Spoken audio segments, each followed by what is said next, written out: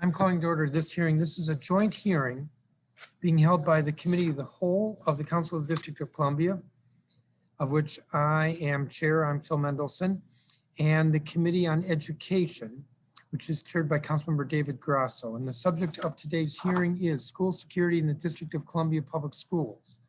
Today is Wednesday, October 21st, 2020. The time is 3:06 in the afternoon, and we are conducting this hearing live via the Zoom video conference broadcast platform, as well as Council Channel 13 and the DC Council website, which is www.dccouncil.us. The purpose of this roundtable is to hear from the District of Columbia Public Schools and local and national experts on best practices around security in schools and ensuring a positive and constructive relationship between school security, school staff, students, and families. The committees intend to discuss what is necessary for a smooth transition of the security contract to DCPS and to hear from DCPS leadership on their current thinking around reimagining school security for the 2021-2022 school year. The testimony for this roundtable is limited to invited witnesses only. We have 8 witnesses plus the executive being Pat Davis, who's the Chief Operating Officer of the DC Public Schools. Anyone who is watching or learns of this hearing is welcome to submit comments. And although the hearing notice doesn't state when the record will close, we customarily close the record in 2 weeks. That would be 5 p.m. on Wednesday, November, I'm going to need a little help here. I think it would be November 4th, 2020. The impetus for this hearing is that the council approved transferring school security from MPD, which is overseeing the contract, to DCPS. But this hearing is not about that decision, but rather what does DCPS need for that transition to occur smoothly and effectively. But also this is an opportunity, as I noted from the hearing notice, to look at best practices to ensure that there's security in the schools without over policing them. Let me turn to my colleague, co-chair David Grasso, if you have a statement. Thank you, Mr. Chairman, and good afternoon. As you note, this past summer, in the midst of mass protests about the role of police in our society, the council did take some steps to put our educators in charge of crafting a plan that promotes social and emotional work over punitive responses for securities in our schools. As the chairman noted, this roundtable is not about rehashing that particular debate, but it is to hear from experts about the best practices across the country as DCPS begins the process of reimagining their approach to security. This year, I believe, is a perfect time for DCPS to engage in a new approach to security because our city is going to be coming out on the other side, hopefully, of this pandemic, and our schools are all going to have to adjust to a new reality. So it seems like good timing to me. Students, in my opinion, cannot and should not return to the same circumstances that they were in last year. In most cases, it did not meet the needs of students, and therefore I believe this must be reimagined. And I think that's why we're here today, to see how that's going, to see the start on that from DCPS. I want to note DCPS just got control of the contract on October 1. So this is preliminary. I think it's the council and experts' opportunity to give our input into how we think they should proceed, and there should be follow-up further into the year. They have a year to renegotiate the contract and reimagine how they do security. So I want to thank all of the witnesses that are here, thank the chairman, and thank DCPS for their willingness to engage in an open and honest conversation about their next steps with taking over this contract. Thank you, Mr. Chairman. Thank you, Mr. Grasso. I don't believe any of the council members are present at this time. What I'm going to do is recognize the witnesses 4 at a time. They will be led into the room, so to speak, to testify and answer questions. The other 4, I believe, are in what we call the waiting room, but they're able to watch and see what's going on, and then we'll call them in. So Nichon Hatton, who is a special police officer with SEIU 32BJ. Kathy Riley, who's Executive Director of Senior High Alliance of Parents, Principals, and Educators. Eduardo Ferrer, who is Policy Director at the Georgetown Juvenile Justice Initiative. And David Osher, who is Vice President and Institute Fellow at American Institutes for Research. Now, I'm hopeful that what you're looking at in your computer screen has a clock in the top row. So if you would pay attention to the time, you may or may not have heard before we started the hearing, you're on 5-minute clocks. We're not going to be super rigorous about that, but please be mindful of the time. So Nichon, Ms. Hatton, do you want to begin? And you're muted.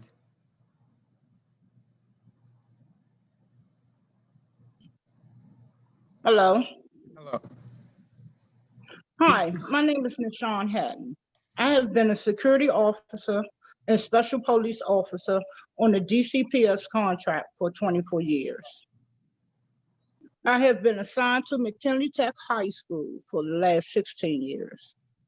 I live in Ward 6 and I am a Washingtonian. I, along with my 2 daughters, receive our education from DCPS schools. My union SEIU 32BJ represents approximately 400 officers on the DCPS contract. My colleagues and I work very hard to ensure that students, teachers, and all staffs are safe. I believe recent actions and discussions by the council were taken without a full understanding of the important roles that private security officers play in our schools.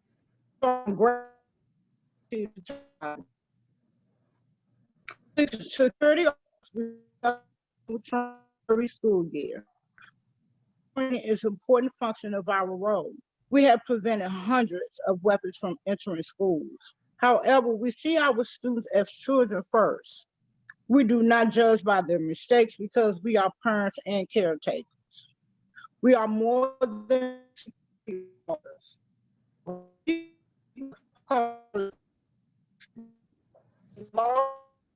Our colleagues, Washington,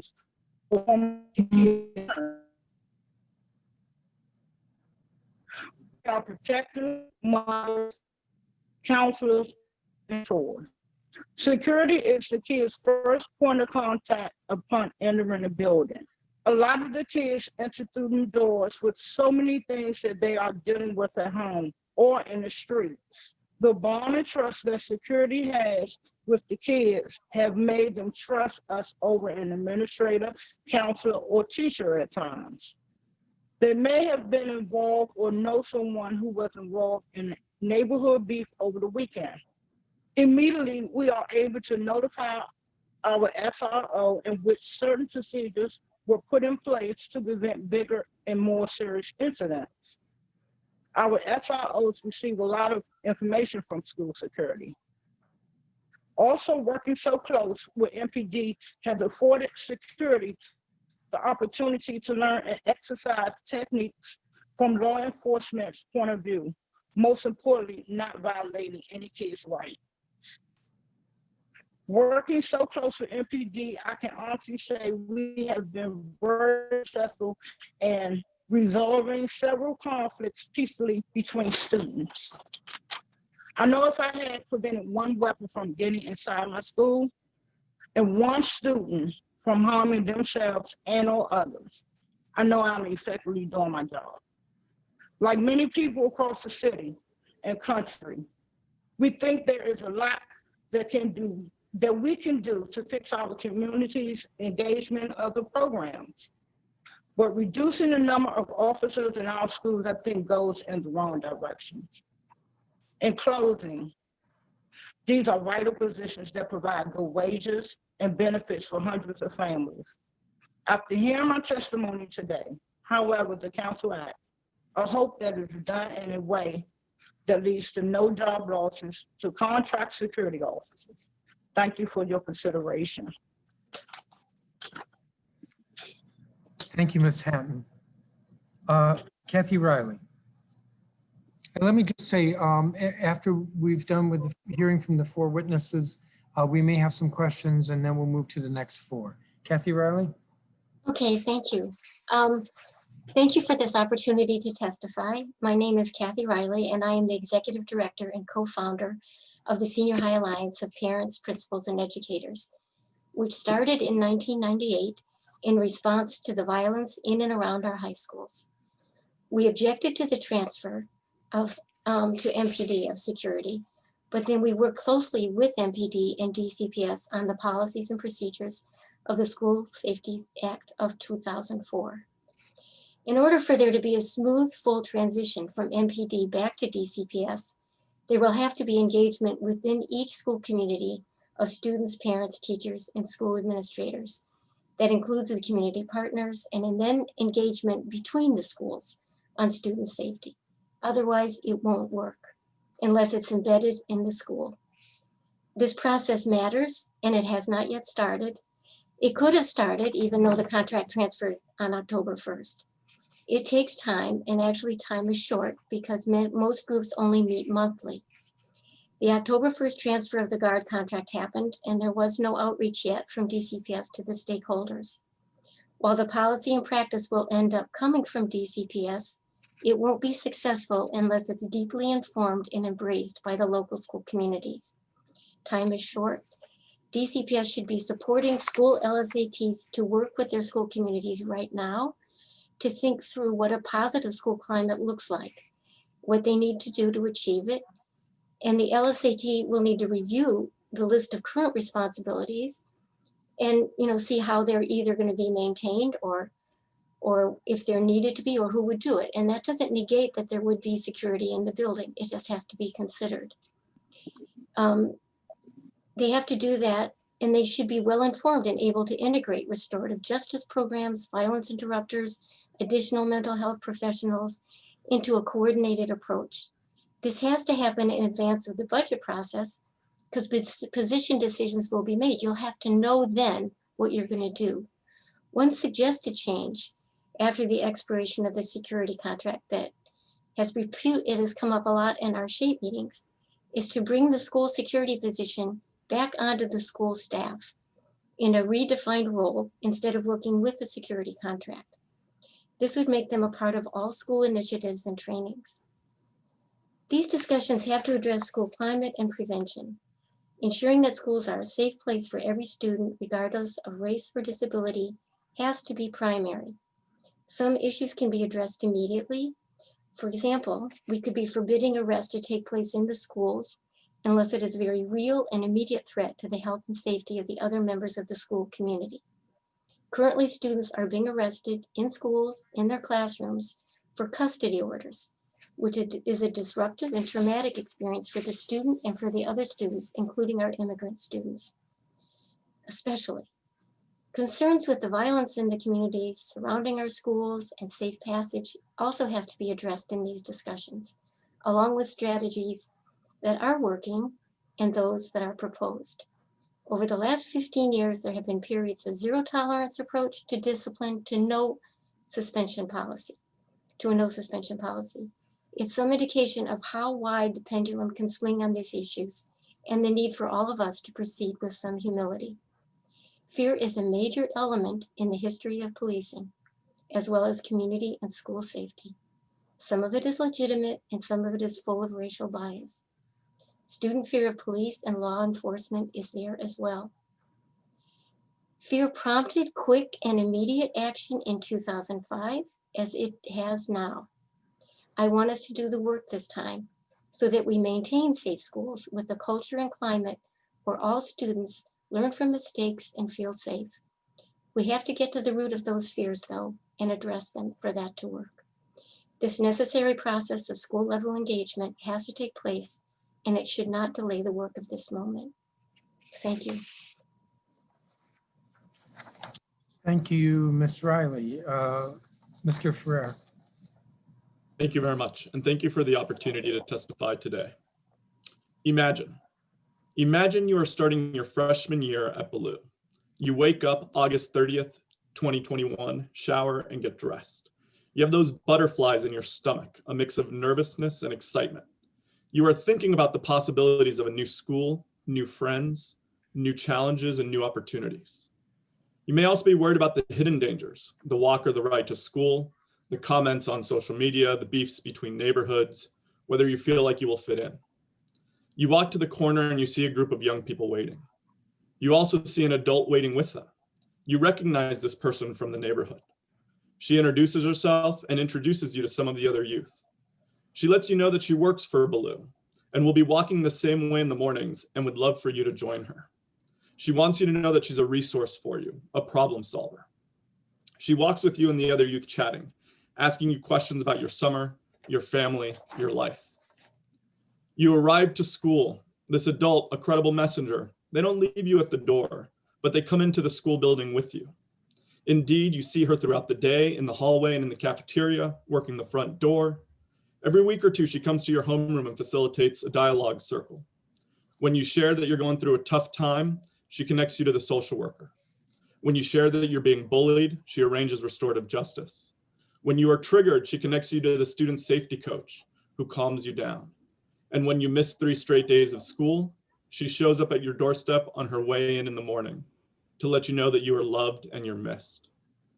Compare that vision to what so many of our students, particularly our Black students, see now, what they experience now, what they feel now. What vision do we want for our students in DC? I do not put forth this vision as the answer, but this is what it looks like to reimagine safety. Real safety is about building strong relationships, creating positive culture, and designing and implementing a holistic approach.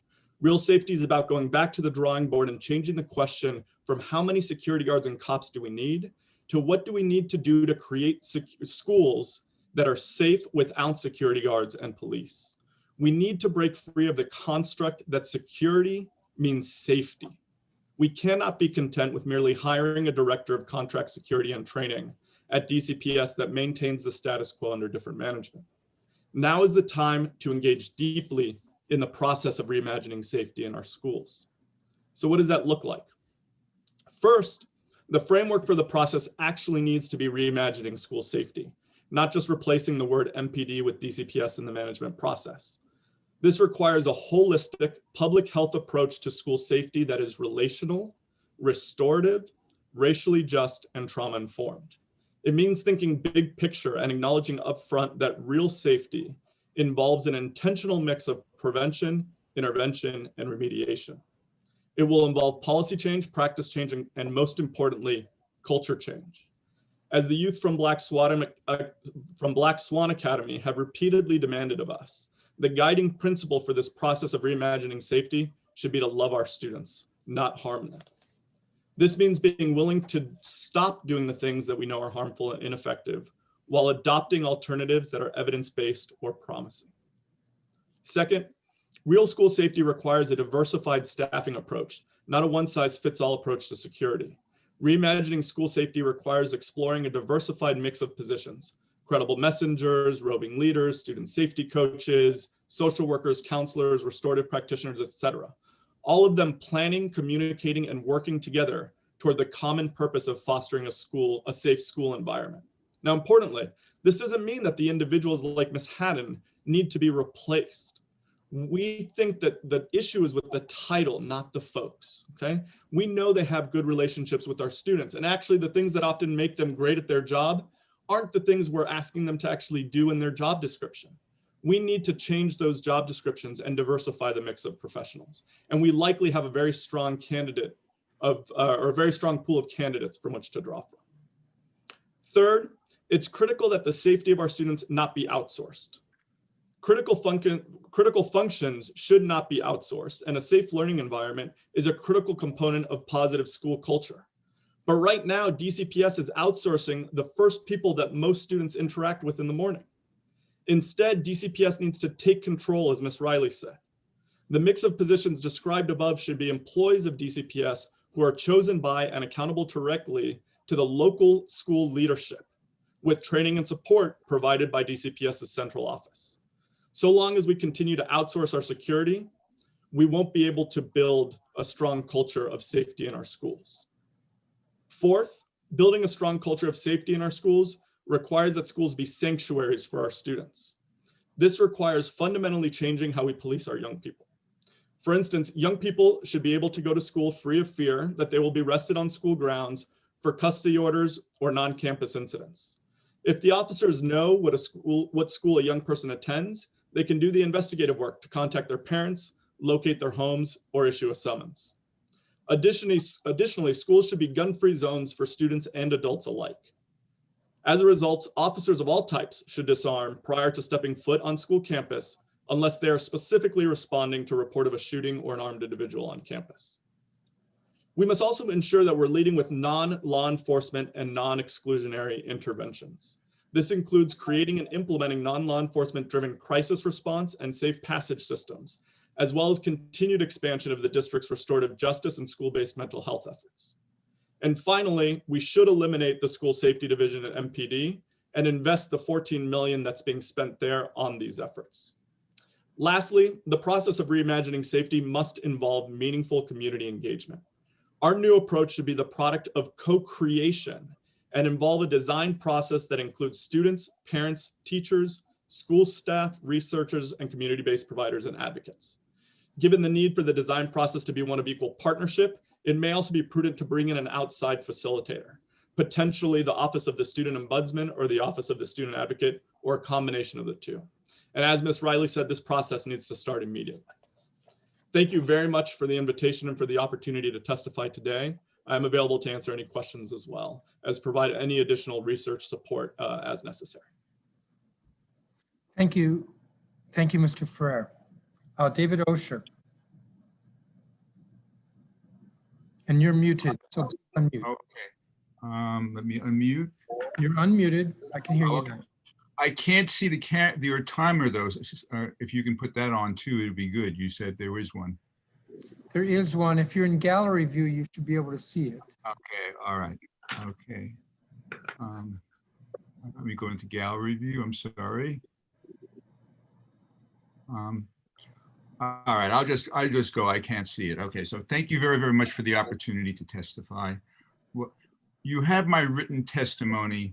I'm going to now shorten it and focus it on what I've already heard, as well as having read some of the other testimony that you've heard.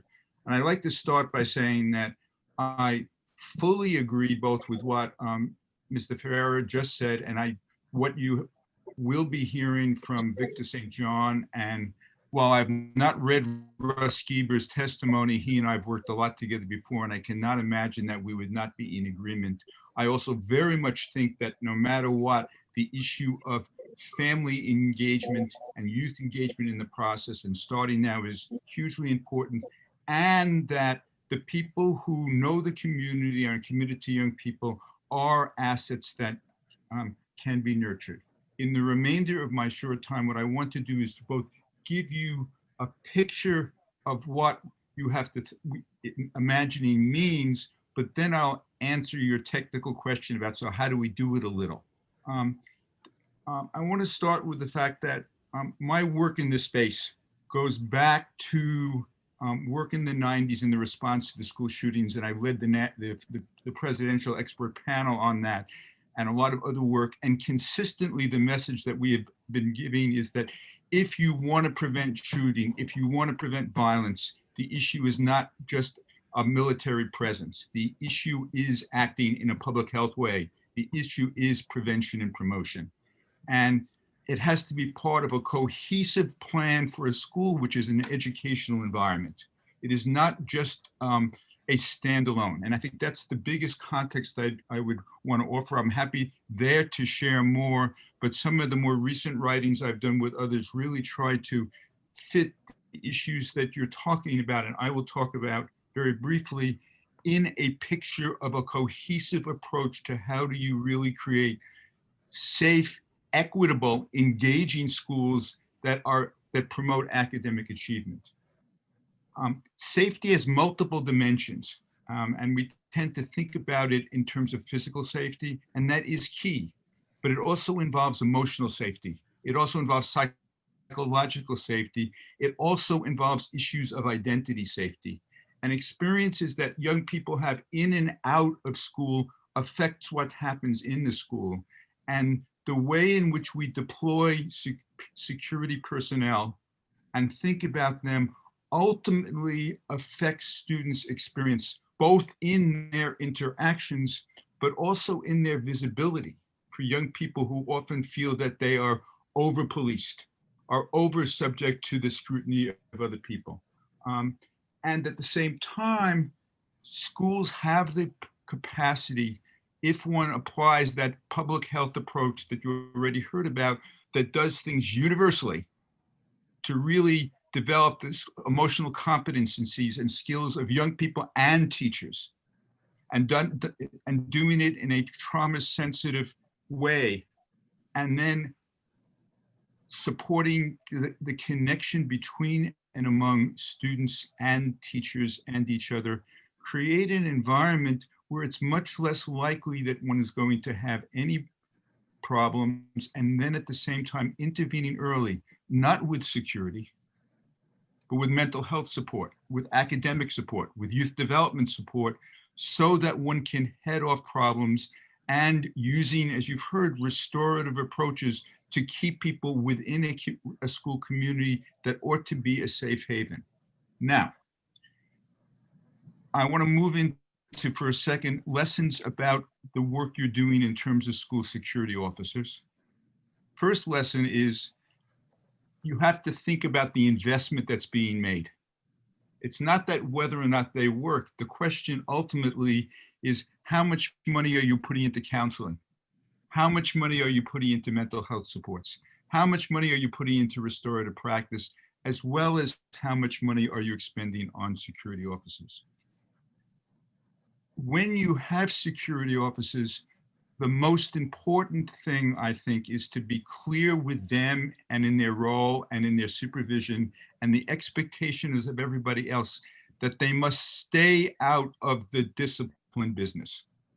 The issue of civil behavior in a school, not safety, but civil behavior, including whether or not a student is talking back to an adult, is not the issue for a security officer. That's an educational issue. That is the issue that the educators ought to be responsible for. And even well-intended security officers, and I've met lots of them, get into trouble when they end up trying to intervene in that process, because sometimes it goes south, not because of their competence, but because they've started to criminalize a process that really is an educational process. And again, let me reinforce the fact that you can create a civil school community where you don't have much problems, but at the same time, if there is a problem, that's a problem for the teacher. That's a problem for the school social worker. That's a problem for the principal. It's not a problem for security people. What is important is for them to be clear about their role, as well as everybody else, that it has to be written. What is also important is they have to be trained with everybody else. They have to, just like everyone else in the school, understand what trauma-sensitive approaches are. They have to, as well as everybody else, understand cultural responsiveness, including the real diversity of young people. It's not enough to say my skin color is the same as the young people, because of the fact that there really are the richness of students' perceptions that people have to be sensitive to. They too have to understand what is a common school culture, so that what they are doing when they are interacting with young people and families reinforce that culture. I think that can happen. It really means not starting and ending with security. It's starting and ending with the vision of an educational school that is engaging, that supports young people, that enables them to learn, and make sure that none of them are removed from the opportunity to learn. Thank you. Thank you, Mr. Osher. So I believe, I'm hesitating because I thought I saw Councilmember Che, but I don't see her now. I know we've been joined by Councilmember Bonds, and I do see Councilmember Tran White. So we will have a 10-minute round for questions. And I guess I will start. I'm a little hesitant because I'm still sort of putting my thoughts together. Some of the testimony I heard, and really the last testimony from Mr. Osher, got into the issue of discipline. And that's not what is before us. What's before us is the security contract. And I don't mean that, please don't read into that any kind of a criticism. And I should add this as well. All of this testimony, even if it goes beyond the immediate issue, which is the transition of the security contract, is setting a record that's going to be useful for the Police Reform Commission, which is a different entity, which the council adopted, which is looking at issues like school security. So I expect that this record is going to be given to them. And so all of this is useful in that regard. But as I envision it, and I don't mean by that to suggest I have some great vision I'm putting out right now, is that we need some level of security in our schools, because we know that there are students who come in with weapons, whether they're knives or even guns, because we know that sometimes there are other issues, like a few months ago, an attempted abduction of a student from a school. And I also think that parents aren't going to be happy if we just simply take away all security. Not that I heard anybody say that, but I did hear at least one of the witnesses suggest that maybe we shouldn't be dressing up a security officer in a security officer's uniform with a label that says you are a security officer and then plant them at the front door of the school. Maybe we should have a more, I'll say, gentle approach toward it. But does anybody disagree with me that we do need to have somebody who's at the front door and maybe at other doors in the school who's just paying attention to basic security issues like weapons coming in or children being abducted out? Does anybody disagree with me? No, I think, go ahead. I was going to say, Councilmember Mendelson, that a lot of the testimony is about re-envisioning it, but it doesn't mean it doesn't include that dimension, or that part of what a school community is going to be discussing is how they address those concerns. But I don't want to jump the gun and say, we know what that's going to look like. You know, and in fact, part of this, and when you look at what was done even in 2004, discipline did fall under both the security contract. So it's kind of re-looking at all of that. I don't think what we're saying is we don't want the schools to be safe in those other ways or for those issues not to be looked at. But I think we're trying to preserve the space where it can be fully looked at in a different way. If I may add, Councilman Mendelson, on the one hand, I agree with the fact that there will be some need, and as we've heard, but I want to quote from a statement from 18 experts on school safety nationally. It's the Interdisciplinary Group on Preventing School and Community Violence. Quote, "The reliance on metal detectors, security cameras, guards, and entry checkpoints is unlikely to provide protection against all school-related shootings." Again, it's not that you don't want to have somebody to prevent guns from coming in, but if the dynamic in the school is such that people don't trust adults or don't trust the people who are tasked with security work, what happens is they also will not do things to help you know where the guns are going to be. And as somebody who's been involved in lots of places across the country where we have looked at situations where young people have managed to bring guns in, even when there are security personnel at some doors, I think what that suggests to me is not that you might not want an officer, but that if you want the level of safety, and if parents want that, it has to really be a level of safety that young people embrace, that they see as part of themselves, that it's not beating the system, and it's not about ratting on your friends, but it's rather keeping our school safe. Yes. Yes, Mr. Mr. Ferrer. Could I build on that real quick? Because I think I do see a world where there are no quote unquote security guards, at least not the way that we envision them. And I think Professor St. John will talk about the fact that in about almost 40% of schools across this country report no security personnel. So almost half of schools in this country don't have security in the way that we are envisioning it currently when we talk about security. So I do think, you know, at the schools that I grew up at, we had quote unquote security. They were my basketball coach and the football coach and the soccer coach, and that was their day job. And then they coached after school. And the way that the peace, quote unquote, was kept was through relationship. I knew that if I was acting out, that I was probably not getting detention, but I was probably running an extra mile or two after school. And I knew that also if I needed someone to go to, those were the folks that were there for me when I was having a hard time at home, or when I was going through other difficulties. And so it was a relationship that was really built, and that fostered a culture of safety and of feeling safe at the school. And I do think that's one of the reasons I put a footnote in my testimony, and I know that it was long, but I think we've started this work somewhat already with our work on school discipline in DC and the Student Fair Access Bill.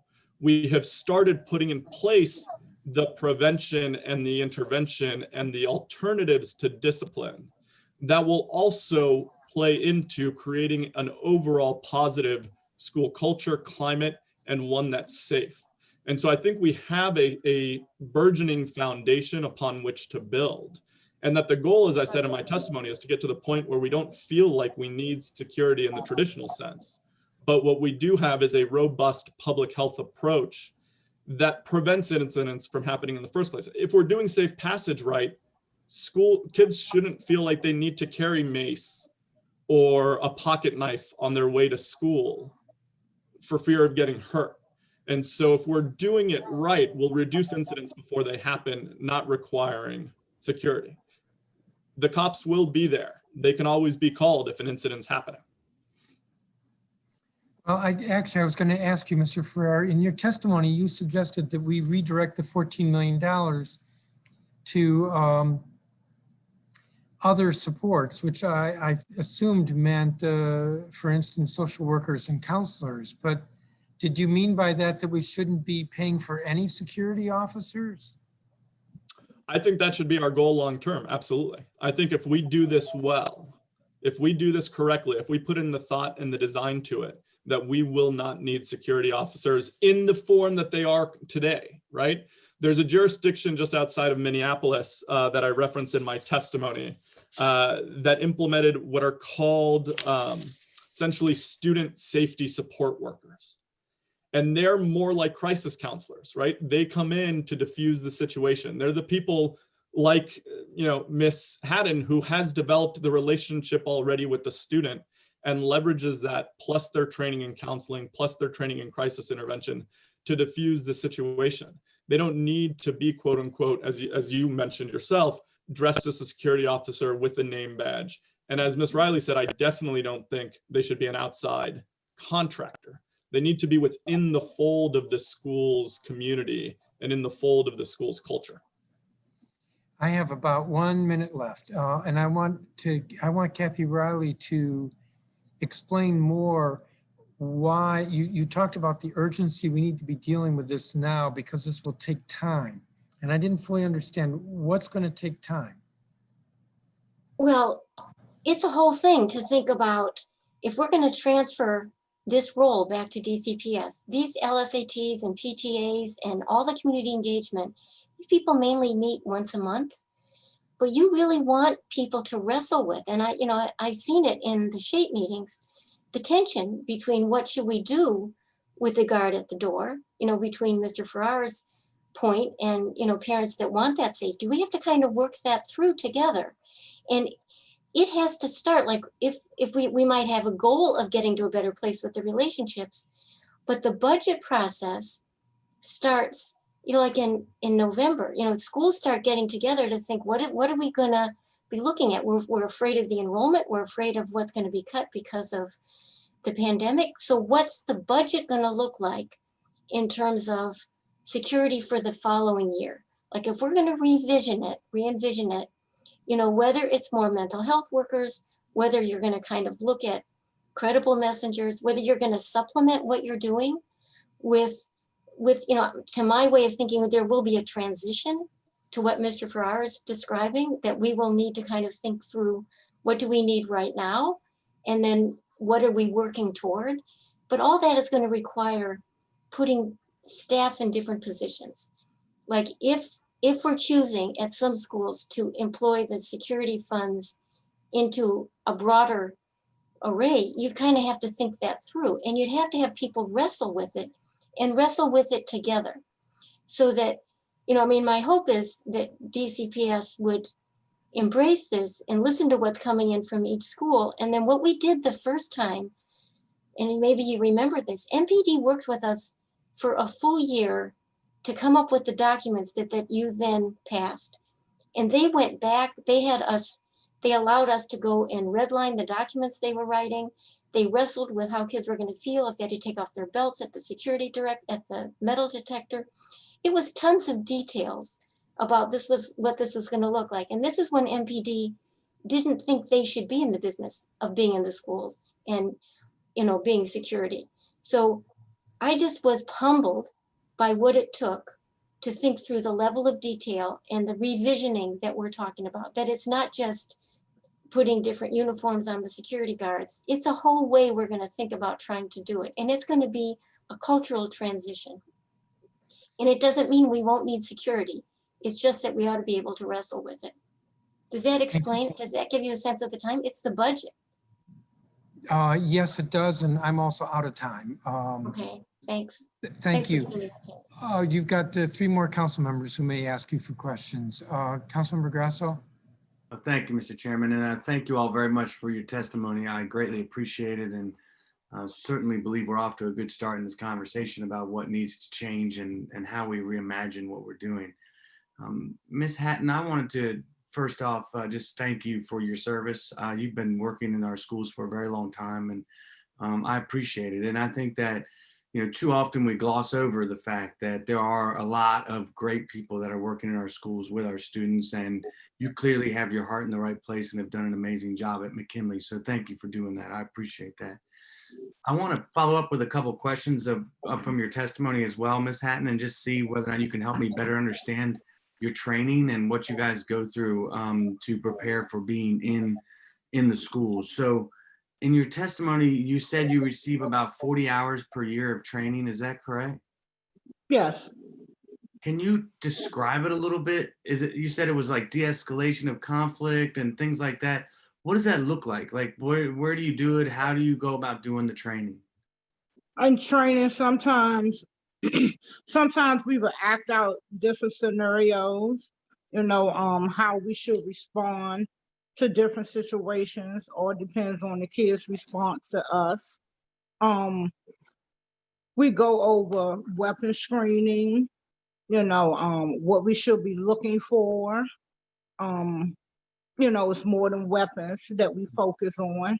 And they just ensure us, how to go about doing it, making sure that we are not making any kids uncomfortable or violating any kids' rights, because we want the kids to be comfortable and trust us upon them entering the building. And Yeah. believe it or not, a lot of them do. They trust us. They come to us immediately. I agree. Yeah. So is that done They at the confide beginning in of the us. year? Is that done over the course of the year, the training? Do you have multiple training days, or is that all at the beginning of the year? Like, when does it take place throughout the year? Like doing in the past, like Christmas vacation, or it's been split up, like when it's parent teachers conference, Okay. them days we are off, and we put a training day in. Okay, so when's the last time you did a training? I'm sorry, I'm having a hard time hearing you. Can you repeat that? February, I want to say February of 2019. Okay. Whatever, we had that week off in was it February? We did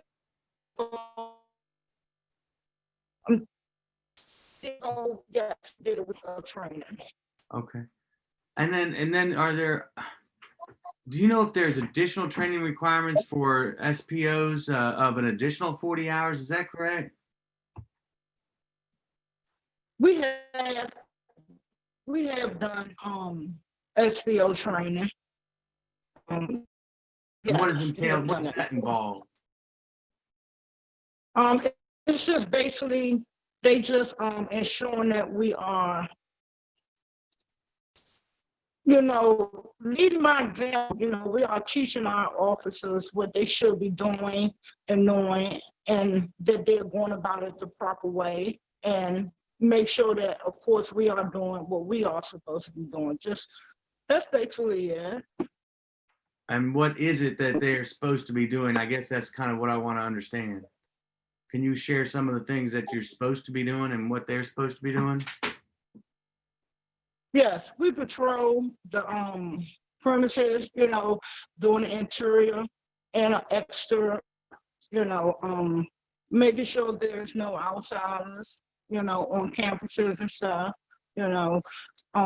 checking all exit doors, making sure that they're, locked, making sure, of course, that my officers are on post, doing what they're supposed to do.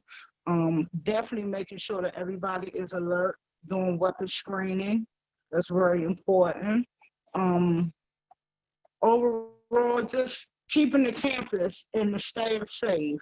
The safe passage, we're very much involved with safe passage. We're making sure that we're getting them kids off the property in a timely manner so they can get down to the subway. If we have issues between that time, unfortunately, we can't leave the property, but we have communication where we can call MPD if we think that that's a problem. We try to communicate. I try to communicate with my neighboring schools so I can become familiar with their supervisor so we can stay in communication, especially if there's a problem going on. And that's basically it. And so, the purpose of this hearing was also to hear about possible things that DCPS can do to reimagine school security just generally. And I heard from you the one thing that you wanted to make sure that didn't happen was that there be any reduction in the number of people that were working in school security. I think you said no job losses. And I appreciate that, and certainly a concern we should all have. Did you have anything else you wanted to add to reimagining the way we do school security?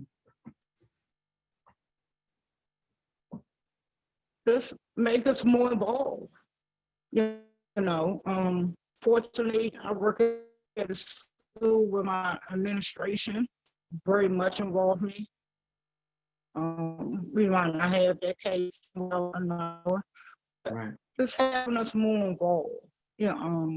More involved with the meetings. I think that in doing that and working us more, you can get more out of us, even more.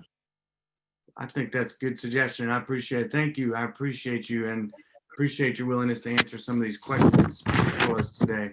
I wanted to use the remainder of my time to think a little bit about what this concept of community engagement looks like. And I know Ms. Riley, Mr. Osher, Mr. Ferreira all mentioned that we have to go through this process of community engagement.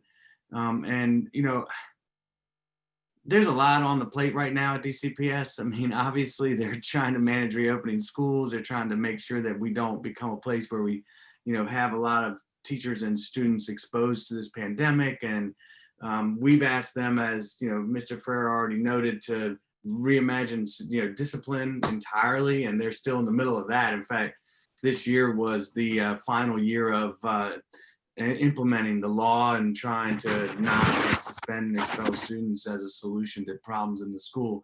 And so what do you think they should do? I mean, you guys, one of you mentioned that they should bring in an outside, maybe facilitator to manage this, and that makes some sense to me, but I don't want us to walk into next summer when they're renegotiating the contract or starting a new contract and not have a plan in place that is a full rewrite of how we approach the concept of school safety in the city. And so maybe you guys can each just expound on that a little bit. I don't have a ton of time left, but I'd love to hear your thoughts on what it looks like. All right, okay, I I will didn't start. No, go ahead, please. I think I see the energy for it at the local school.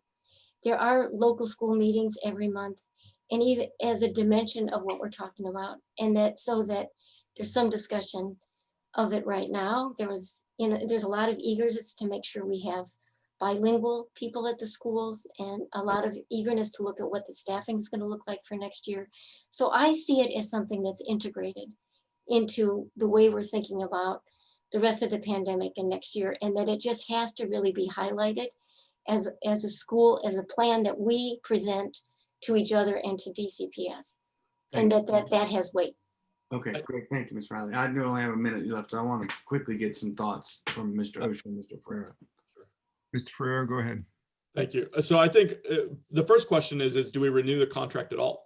I think what you've heard from a number of folks is that these need to be, whatever this position is, and it's a mix of positions, they need to be DCPS positions. And so that's the urgency of this moment, and why we need to be doing this planning in the immediacy is, maybe the answer is we're not renewing the contract at all. Maybe DCPS is releasing a number of open job descriptions for a mix of folks that they're going to use to play this safety function over the course of the next year. Or maybe it's a 1-year contract with the understanding that we are putting everything in place and we have a mapped out process for what things are going to look like at the end of that contract. But I do think we have to start off with the fundamental premise that nothing is off the table. Reimagining means reimagining, and the end goal should be a world where it's not security-based, it's safety-based.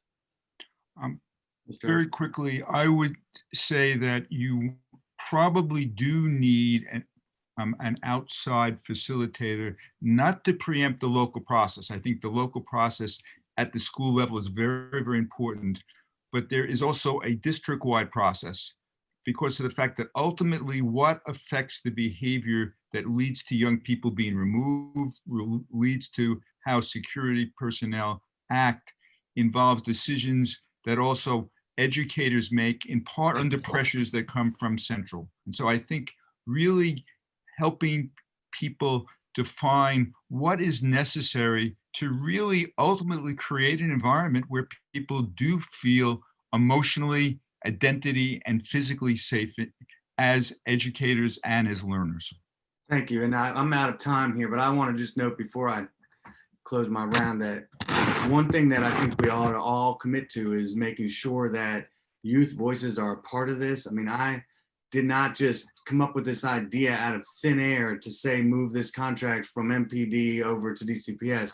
This came out of my youth-based hearings. It came from students that are involved with Black Swan and other organizations that have a direct relationship with a lot of the security. And it's not just the security that Ms. Hatton's representing today, but it's also the police officers, the school resource officers, and other police that are involved in the schools, and how the youth have been the ones that are driving this conversation for reform, and they should be at the core of this, in my opinion. Thank you, Mr. Chairman. Councilmember Bonds. Thank you very much, and thank you to the panel. Very impressed with your thoughts, but I have a scenario that I'd like to get each of you to respond to. I think Ms. Riley has pretty much said what she thinks should happen, but for instance, if money were no object and we could fully fund mental health and social emotional support in the schools, what kind of decline in school disruptions, violence, and other disciplinary matters would we theoretically expect to see? And so I'll start with Mr. Ferreira, because I think you've been rather vicious in your thoughts along these lines. And then I want to ask Ms. Hatton, who does it every day, and her people are working every day in this line of work. And then, of course, hear from Dr. Oster. So, Mr. Thank you, Ferreira. I appreciate it. I appreciate being called vicious. As a defense attorney, I really like that word. I mean, I think the reality of it is the answer to that question is what we see in private schools across the country, right? When money is no object for parents, for schools to invest in extracurriculars, to invest in stable housing, to invest in social emotional supports, what we see are private schools essentially, right? Where they don't have security in the way that we have it. They don't have metal detectors at the doors. It looks much closer to the high school that I went to, where there was no formal security. It was coaches and other support staff who walked around during the day, and that was it. And so I think when money is no object, the reality of it is the flip side is what you have is a really strong school culture, school identity. You have a ton of resources that are addressing the root causes rather than waiting to respond once harm happens. And when we talk about reimagining, that's really what I push for. It's this fundamental realignment of resources and emphasis on reaction to prevention and intervention. How do we support our students from the gate? How do we stop them from experiencing trauma? How do we address the trauma that they have suffered such that it doesn't escalate and result in what we see as manifestation of traumas, which is often acting out behavior? How do we get at that, right? Because that's the best outcome for our young people. It's not waiting until there's harm and then responding to it in the right way. It's preventing the harm from happening in the first place.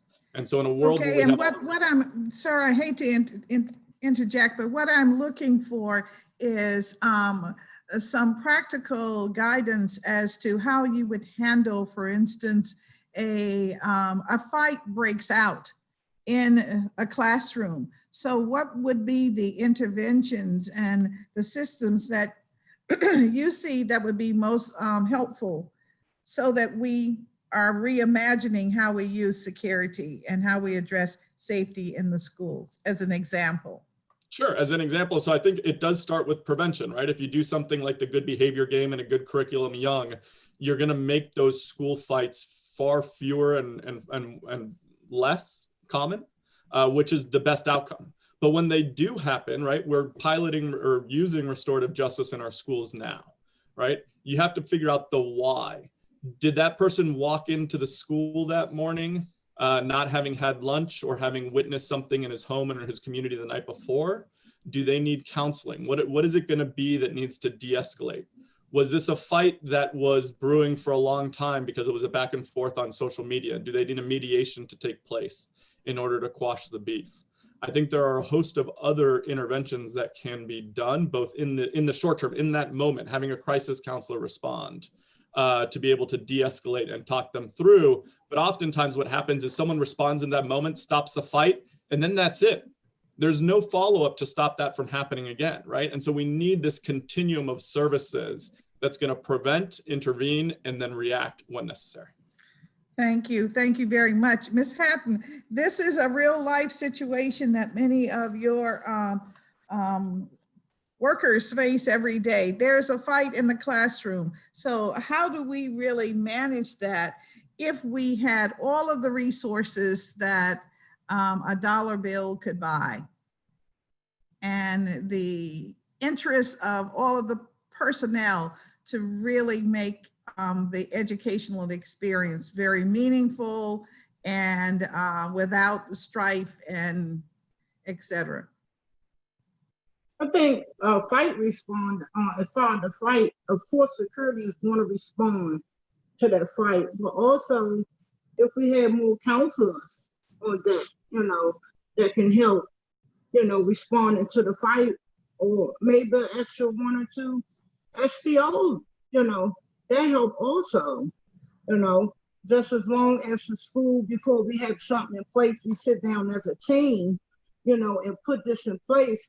I think it can work effectively, because every time, whenever there's a fight, even with security responding, all the help, that's appreciated and it's definitely necessary. All right, thank you. And Dr. Oster? Yeah, we have, I want to start with the research question, then I'm going to give you a picture based on All right. We have research, for example, on the good behavior game that I've done with others, as well as many other people, that really show that there are interventions that can reduce the likelihood of things happening. And these are experimental studies, and the earlier you do them, the better, but you can keep on doing them. I'm happy outside of here to suggest that. I'm not going to take time now. I also want to tell you we have other research, and we have just completed this looking at every student who was identified as having a disciplinary infraction in New York City for 10 years and followed their career and used in schools and used machine learning to find out what is the effect for people who look the same and ended up been accused of the same infraction of, on the one hand, suspending or not, and the amount of suspension. And what we found consistently, and not just in the first year, is that suspension actually leads to more bad action, and it keeps on happening. And this is based on matching every student in a city the size of New York. So I also want to say, not only do we have evidence about what can be done preventively to reduce the incidence, but also what you don't want to do, because we have lots of experimental studies that show if you punish vandalism, you get more of it. And I'm talking again about experiments on this. Now, a picture.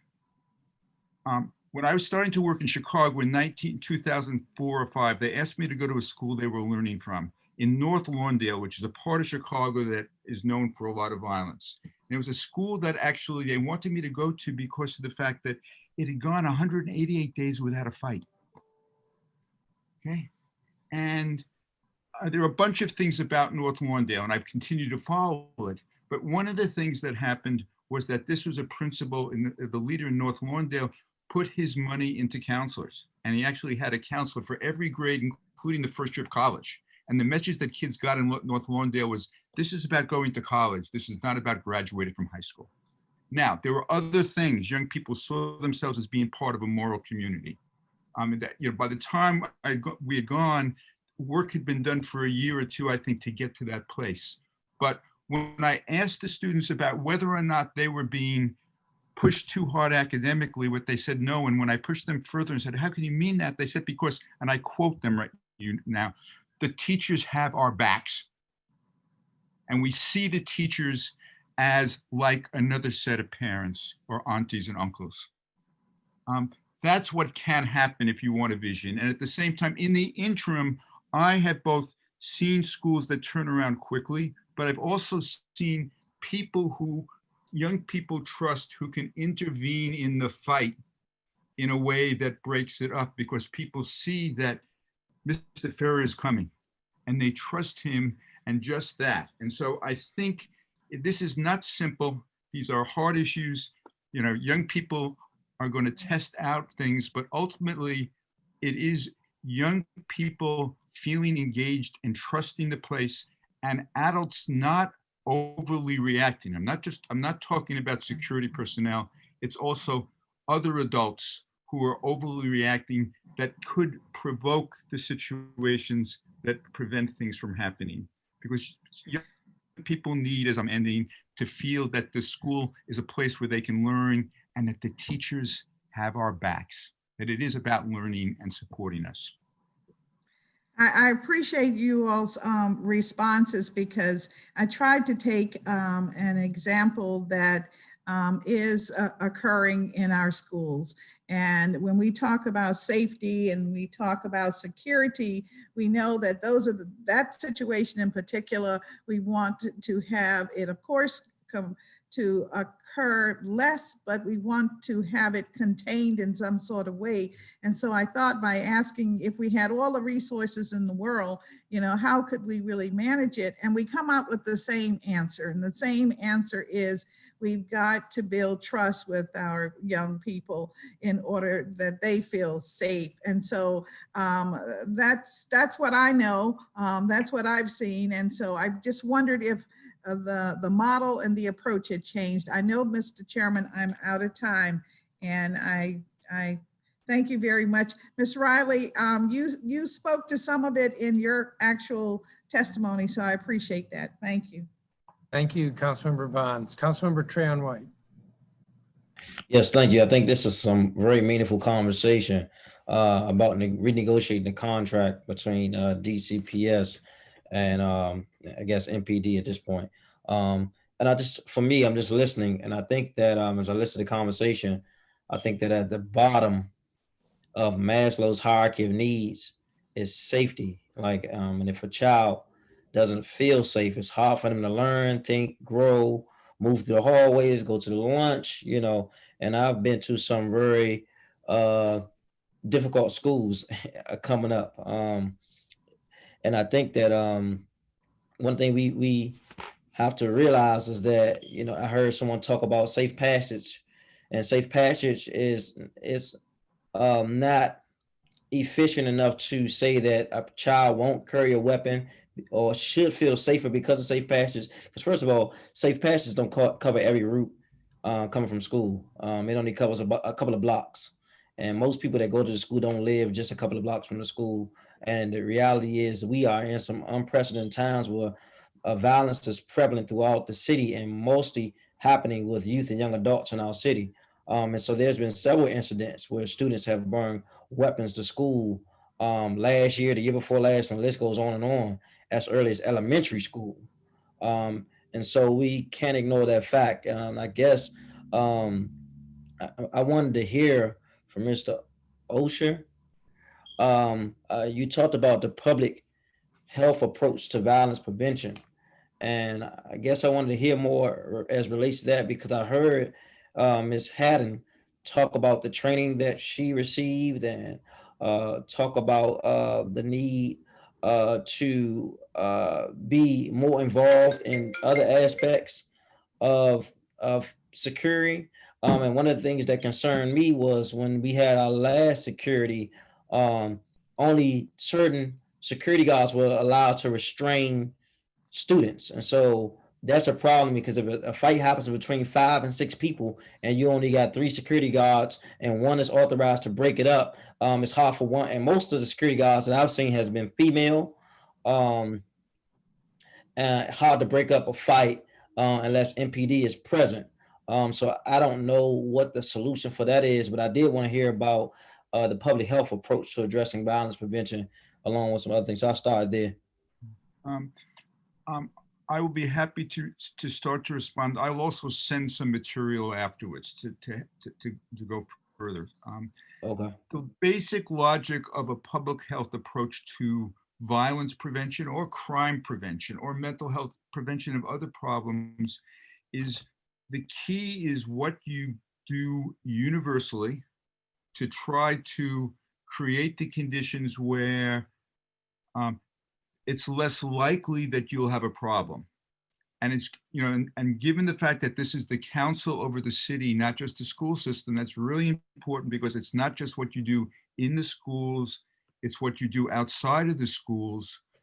And I know there are examples in DC. I've worked for many years with Turnaround for Children, for example, that I know is in some of the DC schools, that really is bringing in a trauma sensitivity to the work in general. And I think what you need to do is to put fluoride in the water. And in the schools that you were talking about that you've gone to, you probably need more fluoride, but more fluoride includes more things building the trust that we heard about, not just more pushing. At the same time, what you do in a public health approach is when you know that somebody is at risk, you intervene, and you intervene ideally in the most inclusive way. So you've heard about the good behavior game. The good behavior game actually it's a universal intervention, but it's based on the fact that some young people are at higher levels of risk of becoming aggressive. And so if you do things and you put fluoride in the water in the right way, lo and behold, you head off their problems as well. But if that is insufficient, and if young people exhibit early warning signs, that's where what you want to do is really make sure that you are finding out what's happening and giving them the level of support, again, that's going to prevent things. So the basic logic of a public health approach is you want to go to the root cause. You want to go to the well that was poisoned at the beginning that's creating what's happening, because otherwise you're downstream trying to break up another fight, but the fights keep on happening. Gotcha. So I I did want to acknowledge I did see some efforts like restorative justice practice. Barbara Salim had one in conjunction with OAG at a number of schools, which I thought that was refreshing to see people able to resolve conflicts in that manner, or address it sometimes aftermath, but in a healthy manner where we're just not suspending and sending kids home only to figure it out in the streets. Because I mean, most of the time they're not doing much productive at home if they are home. And so I know I heard from Miss Riley, who's been around a while, advising the community council and the mayor on issues around education. You said you plan, you want to put together a plan to present to DCPS. What is that plan, and who is the we that's you're talking about putting together a plan to present? Well, thanks. Thanks, Councilmember White. You know, I just really want to elevate the voices of the people that are actually going to be implementing and working with this plan. So that's what I don't have the plan right now. I think I could give you a list of the elements that should be in the plan. And part of it should be the transition from where we are now to where Dr. Osher and Mr. Farrar described. And that's that. I don't have your plan right now. The main things that have come up in this hearing that I think we could do right away is start that planning process and look at the contract and what it would mean to not do the contract, but that to bring those people all in-house so that Ms. Hatton would be a school employee, and that would work. And then the third thing is to stop the arrests that are happening right in school right now, especially for things like custody orders, when it doesn't threaten the health and safety of the students. Thank you. Mr. Ferrer, how are you? You talked about having a diverse mix of security professionals. How would you suggest that working, and what does that look like? And I do want, before you answer that, I do remember a time where we had outreach workers that worked in the community, in the schools, and in the recreation centers. And it was a meeting every day, every morning at 8 o'clock with the administrators, the violence interrupters who were in the community, from the community, and security and MPD, because sometimes something might happen on the weekend that the school may not know about. And we are in a social media age where a lot is happening online, escalating in the school, because schools sometimes serve as a meetup point for individuals who may not interact with each other outside of coming to school. And so I wanted to hear from you about what those mixture of security options look like. Yeah, and I think to Ms. Riley's point too, I agree with her 3 suggestions and would add this 4th one to it, right? It's not just bringing folks in-house, but it's reimagining what those job descriptions look like and what different roles we want added to this mix of what it looks like to reimagine safety. So I think credible messengers play a role. I think some version, I really like the model outside of Minneapolis for the student safety worker. I think roving leaders could play a role, particularly to your point about safe passage being a little bit of a patchwork still, making a much more comprehensive safe passage approach so we cover more kids. I think counselors and social workers, psychologists are all part of that mix. And so I think it's a broader diversity of role, as well as the point that you raised about coordination, right? It's not that all of them are working in their social work silo, or they're working in their safe passage silo, or they're working in their guidance counseling silo. It's a robust sharing of information, and talking about, to Dr. Osher's point, right? You got to identify the kids who need that intervention now, right? So you're providing some universal supports to everyone, but when you start seeing someone struggle, that's the time to step in and wrap your arms around them, not when that struggle turns into acting out. And so that would be the ideal, right? So you have these mix of professionals that are working together, that are getting intel from teachers and other administrators, coaches, which is why, to Ms. Riley's point, it's critical that they be part of the school. If we outsource this critical function, we're never going to get ahead of the ball. Thank you. And I think I heard you talk about roving leaders, which is crucial. I used to be a roving leader inside of schools, and I think that was a critical role that has gone underappreciated in our schools, and it's the role they play in redirecting youth that they know they want to see when the school is over, before school, on the weekend, during the summertime. and building those relationships. And I think that Ms. Riley, I believe that you mentioned that when you were speaking about the role of uh, other stakeholders in the building. Because I say that because Councilmember, I'm over my time. Okay. yeah, you are. I see the red. Okay, thank you. I'll digress. Thank you. Councilmember Pinto for 10-minute questions. Thank you very much, Chairman, and thank you all for your testimony. I'm really glad that we're having this hearing today. We all know that students of color in the District of Columbia are more intensely policed and surveilled and more frequently arrested by security personnel than their white peers in our schools. We also know that the current security model deployed by DCPS in our schools can cause trauma to our students. And we spend far too much money on security personnel and much less money on mental health providers and social workers. I want to follow up with Mr. Ferrer on ways in which we can incorporate public input most responsibly here. We hear a lot of great ideas from our students and our security officers, our families, around how we can most effectively reimagine this space. And I'm curious if you have ideas on the best ways for the public to stay engaged as we work to incorporate that helpful feedback. So I'd say three things, and then I think Ms. Riley's probably better situated than I am based just on her deep experience in this work. To answer, I would say one, youth have to be centered. So Black Swan Academy, Critical Exposure, Mikva Challenge, groups that have been working on this issue for a really long time. Those young people need to be at the table first and foremost and have their voices heard. I think it's a multi-stakeholder table of equals. So it's got to be teachers, staff, security, existing security, as well as counselors, social workers, and administrators, all at the table. And then I do think that there needs to be outside facilitation to keep it a table of equals.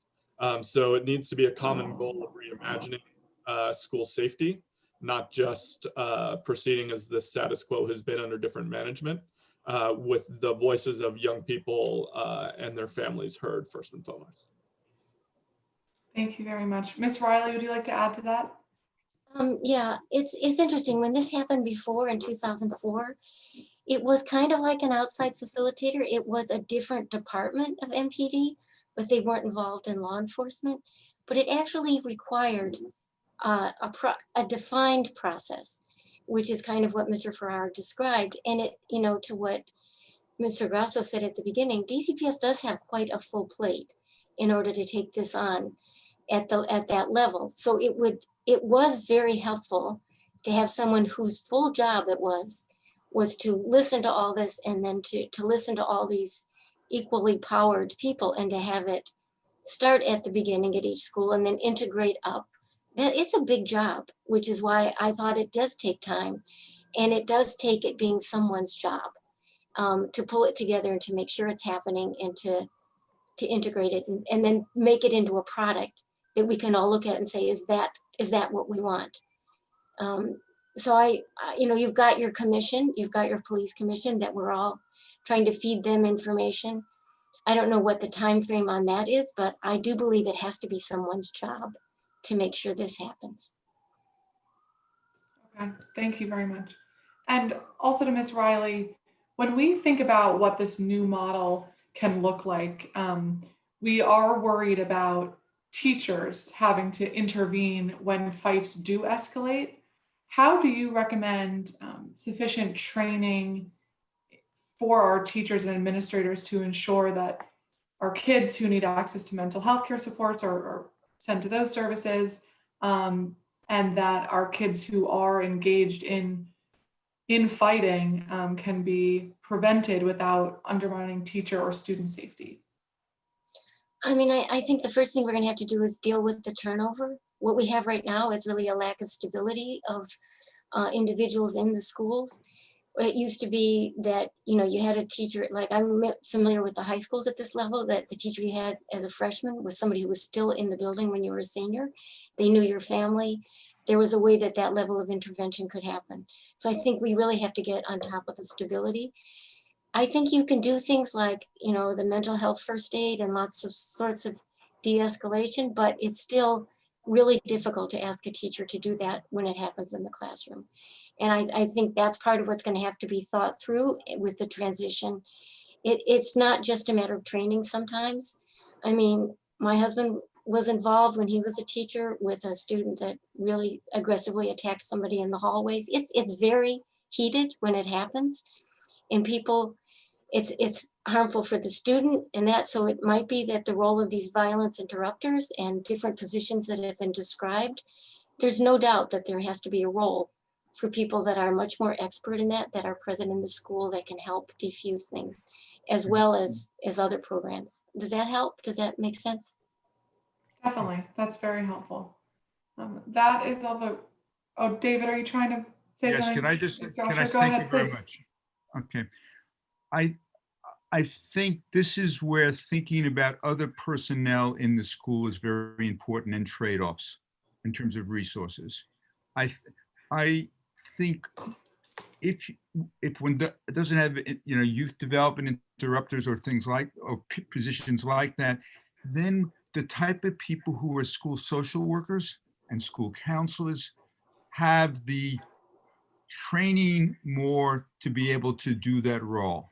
I don't think you, on the one hand, just as I don't think you want security officers doing anything that involves school discipline, you don't want teachers spending their time breaking up fights. You do want them watching the halls and being visible and creating a positive space, but you also want them to know in the moment of a crisis, Mr. Osher is there. We will call on him. And at the same time, to go back to the public health question before, that those people can also provide consultative advice regarding what else could we do to make sure that we don't have a fight again.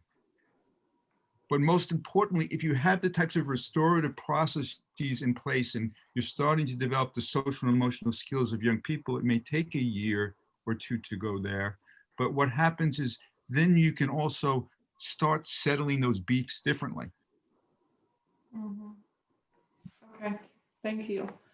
Thank you, David. And Nichon, can you speak a little bit to the importance of building relationships with the community and ways in which you've found most successful efforts to do so? Yes. How you doing? Good. First, when we are on Safe Passage, we try to familiarize ourselves with our area, the businesses around our school. We have great communication with Metro police officers because a lot of our kids go to, you know, Noma Station. So we invite them to our school so they can be familiar with our students. Like I said, the businesses, if something going on, then they can call to the school, you know, and being on Safe Passage as myself as an SPO, if something going on, I have to make sure in a timely manner that I can get certain intel up through the channel. You know, certain people are supposed to have it, MPD, sergeants, DCPS police, roving leaders. We work with them very closely. They're very good with us. You know, they work at the racks in the neighborhood. So they come tell us stuff and we tell them. It could be a neighboring high school that we have a problem. I can reach out to the sergeant there. So I think us doing that, and if we can add more people to assist with that, like they said, then it would be even better, you know, or widen the Safe Passage. Like Councilmember Wright said, that it covers a few blocks. It might not cover the bike path where fights happen. You know, so if we can widen that, that would be even better. Okay. Okay, well, thank you all very much. That's it for me for this round, Chairman. Thank you, Councilmember Pinto. We're going to turn to the next four witnesses. Victor St. John, Russ Skiba, Perry Plummer, and Harold Jordan. If they can be let in. And I've managed to screw up the time a little bit because I was so generous that we were about 70 minutes with the first 4 witnesses, and I want to try to leave as close to an hour as possible for the chief operating or officer of the school. So I may cut back on the questions for this next group of 4. Do we have in the room, I think I see Victor St. John. Why don't we begin with you and you'll be followed by Russ Skiba. All right. So good afternoon, Chairman Mandelson and council members. Good My name afternoon. is Victor St. John, and I'm a research scientist at Child Trends, a national research institute devoted to improving the lives of children, youth, and their families through rigorous research, unbiased analyses, and clear communications to improve public policy and child-serving institutions. I'm delighted to share with you today Child Trends' perspective on the DC Council's decision to shift management of the school security contract from the Metropolitan Police Department, MPD, to DCPS. This is a step in the right direction, but there's much more to consider. The shift in the management of the security contract is as much a result of a divide that exists between law enforcement and communities of color as it is a call for education administrators in DC to reimagine and redefine safety within school settings. Let me begin by stating that we cannot police or surveil our way towards safe schools. The 1999 Columbine High School shooting and similarly painful occurrences since have led to an expansion in school security measures, such as increased budgets for security cameras, metal detectors, and school resource officers. The expectation was that such measures would significantly improve school safety. But even when school safety is narrowly defined as the prevention of, absence of, or the ability to respond to immediate violence, results are mixed as to whether SROs are associated with a reduction in the number of serious violent crimes reported at schools. However, when we pull from our national trends on school violence, we cannot attribute the decline in school violence to the increased presence of security personnel or security personnel with firearms. From 1999 to 2018, national victimization decreased by 56% in schools. That decline was well underway before the Columbine mass shooting from 1992 to 1999. Non-fatal victimization in schools decreased by 13% before all the legislations passed in 1999. And historical data on school fatal shootings also show a downward trend before and after 1999 as well. So when the concept of safety is expanded to include the mental, educational, social, or physical health of students, it becomes clear that school security personnel may create more harm for students than benefits, like Dr. Osher was pointing out earlier today. The rates of student arrests increase when schools rely on security personnel, particularly for minor incidences. Youth arrested while in the 9th and 10th grades are 6 to 8 times more likely to drop out of high school. And generally, youth arrested at earlier age are more likely to end up in the criminal justice system. And I'll remind us all that the age when a person is first arrested remains one of the strongest predictors of long-term and serious criminal activity, especially when youth are arrested before age 15. Under this expanded definition of safety, research also finds evidence of differential outcomes for students of color when compared to their white peers. Non-white and poorer students are exposed to more surveillance, such as the use of drug-sniffing police dogs and metal detectors. Research also suggests that Black youth in general are arrested at higher rates than their white counterparts for minor misbehaviors in school. There are also racial differences in how our students perceive school security. In the presence of increased security, students who are Black, American Indian, Asian, and other races report feeling significantly less safe in school than their white peers. From 2015 to 2018, school security staff were predominantly placed in schools with higher proportions of racial and ethnic minority students enrolled. This inequity in school policing and surveillance occurs alongside daily inequities in school discipline by educators and school administrators. Nonetheless, I understand that the school security contract is now shifted from the MPD to DCPS. I outlined 4 recommendations in my written testimony on how to ensure the contract is managed well, but for the sake of time, I'll offer them here in brief. First, DC schools should establish a clear definition of what safety is. This includes ensuring that the scope of work in which security personnel engage is aligned with the overarching definition of safety adopted by the district. Security personnel taking combined roles as law enforcement, pseudo-educator, or counselor is ill-advised. Instead, their roles should be clearly outlined and the associated risks mitigated. Secondly, there must be accountability for the actions and inactions of security personnel and of school administrators who oversee security personnel. Research on law enforcement management shows that oversight is particularly crucial during periods in which practices are being changed or newly implemented. Oversight is necessary, and the composition of such an oversight body should include a variety of stakeholders, such as school administrators, teachers, parents, security personnel, and representatives from the student body. Data collection and transparency go hand in hand with accountability and should be prioritized as a mechanism to assess various outcomes. Third, given the absence of trust, safety, and respect between law enforcement and communities of color, as well as unequal distributive, procedural, and substantive justice, we need student and community buy-in. Gaining buy-in from students and caregivers will be a byproduct of adequately involving them in the security-related processes under this contract. Fourth, DCPS should reduce their reliance on security personnel by maintaining and expanding services and supports that emphasize prevention and attend to students' social, behavioral, and emotional well-being. A review of DC school health statutes and regulations enacted as of 2017 shows that DC largely outperforms the average state in its work to create a healthy school environment. DC has a strong policy foundation for supporting the wellness of our youth. However, DC youth also rank above the national rate for youth with adverse childhood experiences. Drawing on best practices, schools can use counseling services, skill development, psychoeducation related to trauma, and parent engagement to support the mental health of students.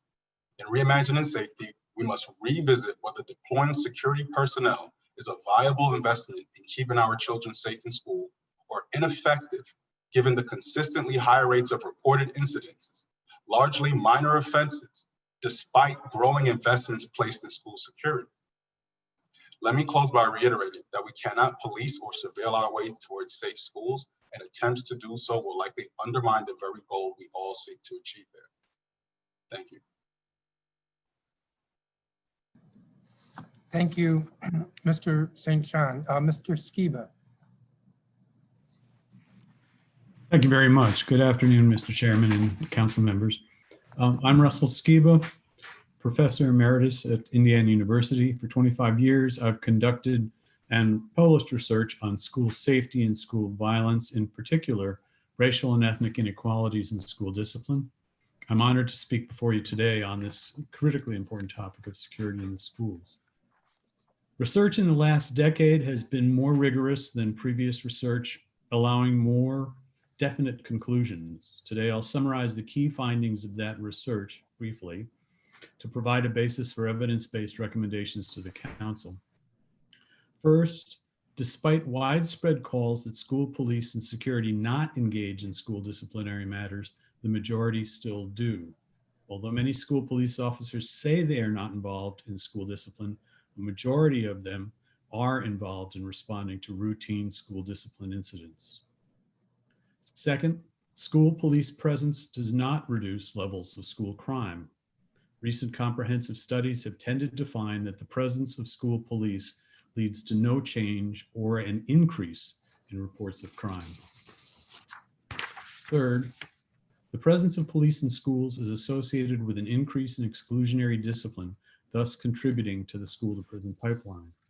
The majority of recent research shows that the presence of school police is associated with higher rates of exclusionary discipline, in particular school suspensions. This is important because suspension and expulsion have been found to be consistent contributors to the school-to-prison pipeline. Fourth, there is evidence that the presence of school police disproportionately harms Black and Brown students. Racial and ethnic disparities in school suspension and expulsion have been widely documented. Recent research has found a number of concerning signs of such disparities in schools with school security personnel. School-based police are more likely to be placed in schools with a higher proportion of students of color. Black and Latinx students have less positive attitudes when there is an SRO presence toward the presence of the school police. As school police presence in schools increases, exclusionary discipline goes up for Black and Latinx as compared to white students. And with the presence of police in schools, the arrest rate goes up for all students, but more so for Black students than white or Latinx students. The most important takeaway from this research is that it's less important whether police in schools are external or internal than how their involvement is planned, structured, and evaluated. Following recommendations are intended to maximize the contributions of school-based police to a safe and healthy climate.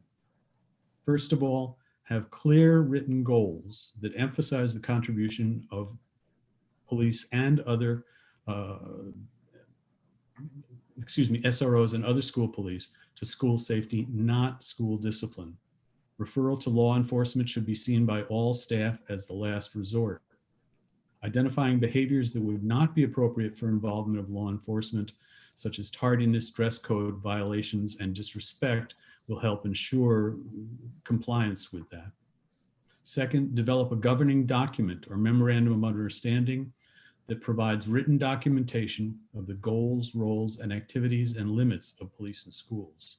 Define the roles and responsibilities of all actors across a number of areas and involve a variety of stakeholders, including administrators, teachers, parents, support personnel, students, and community members in the development of that document.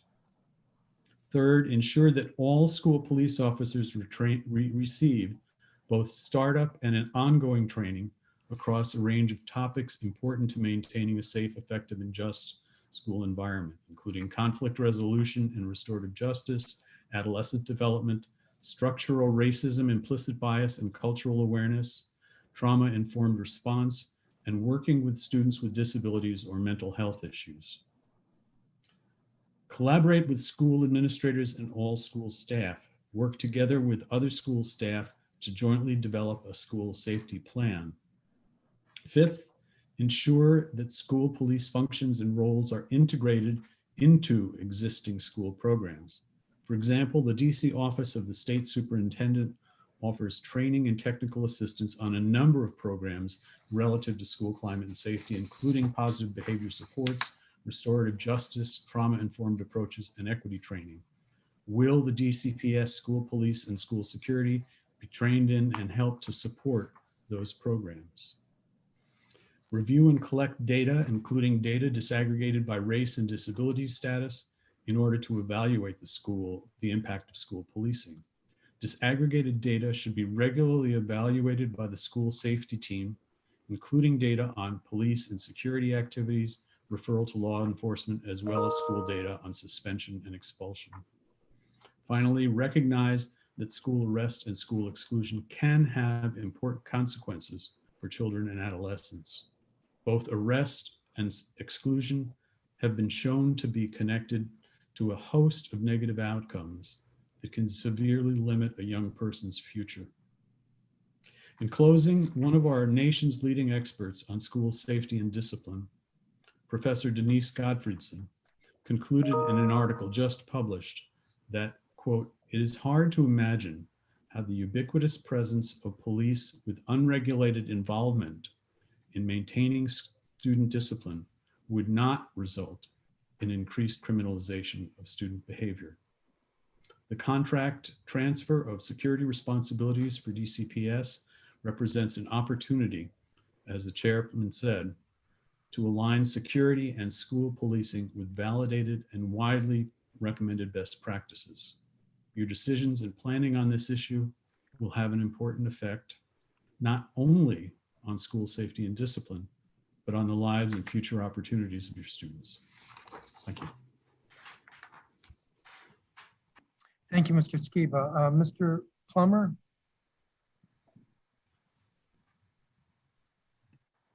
Yes, thank you. Thank you very much for allowing me to testify. My name is Perry Plummer.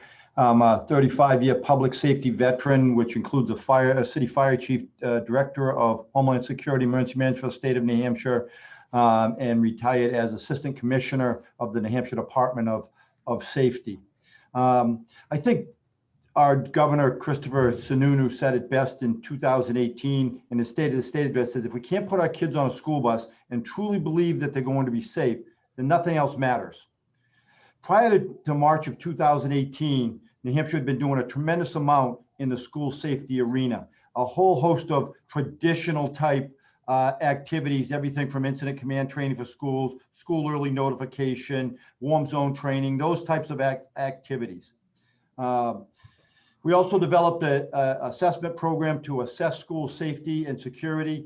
And we also invested $30 million into 500 schools into infrastructure fund to provide security and safety upgrades for all our schools. And we did security upgrades in 90% of our schools in 1 year. With that being said, in March of 2018, Governor Sununu said, we're not doing enough.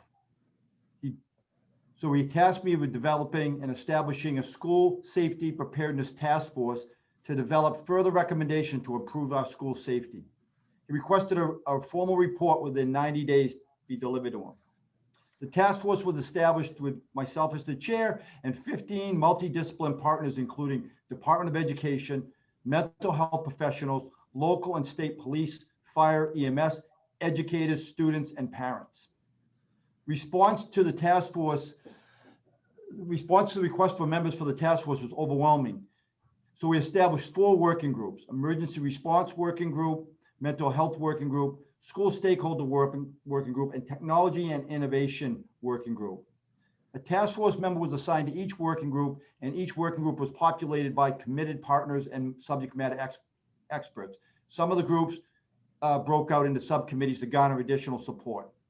In all, we had 150 people spend more than 1,000 hours researching and discussing the most pressing issues involving school safety and security, including conducting a comprehensive review of state, federal, local, and private research, looking at after action reports, and we're also diligent about seeking and evaluating public comment and suggestions, visiting schools, meeting with school administrators, staff, students, parents, meeting with local fire, police, first responders, and holding discussions with school resource officers across the state, as well as vendors, and we reviewed all the pertinent laws and regulations.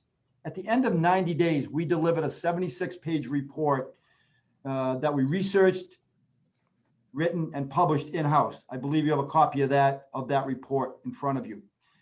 It contained 59 agreed upon recommendations, all of which are extremely important. I say agreed upon because if we couldn't come together on a solution or recommendation, we put it in a parking lot and we moved on. To say that we learned a lot in these 90 days would be an understatement.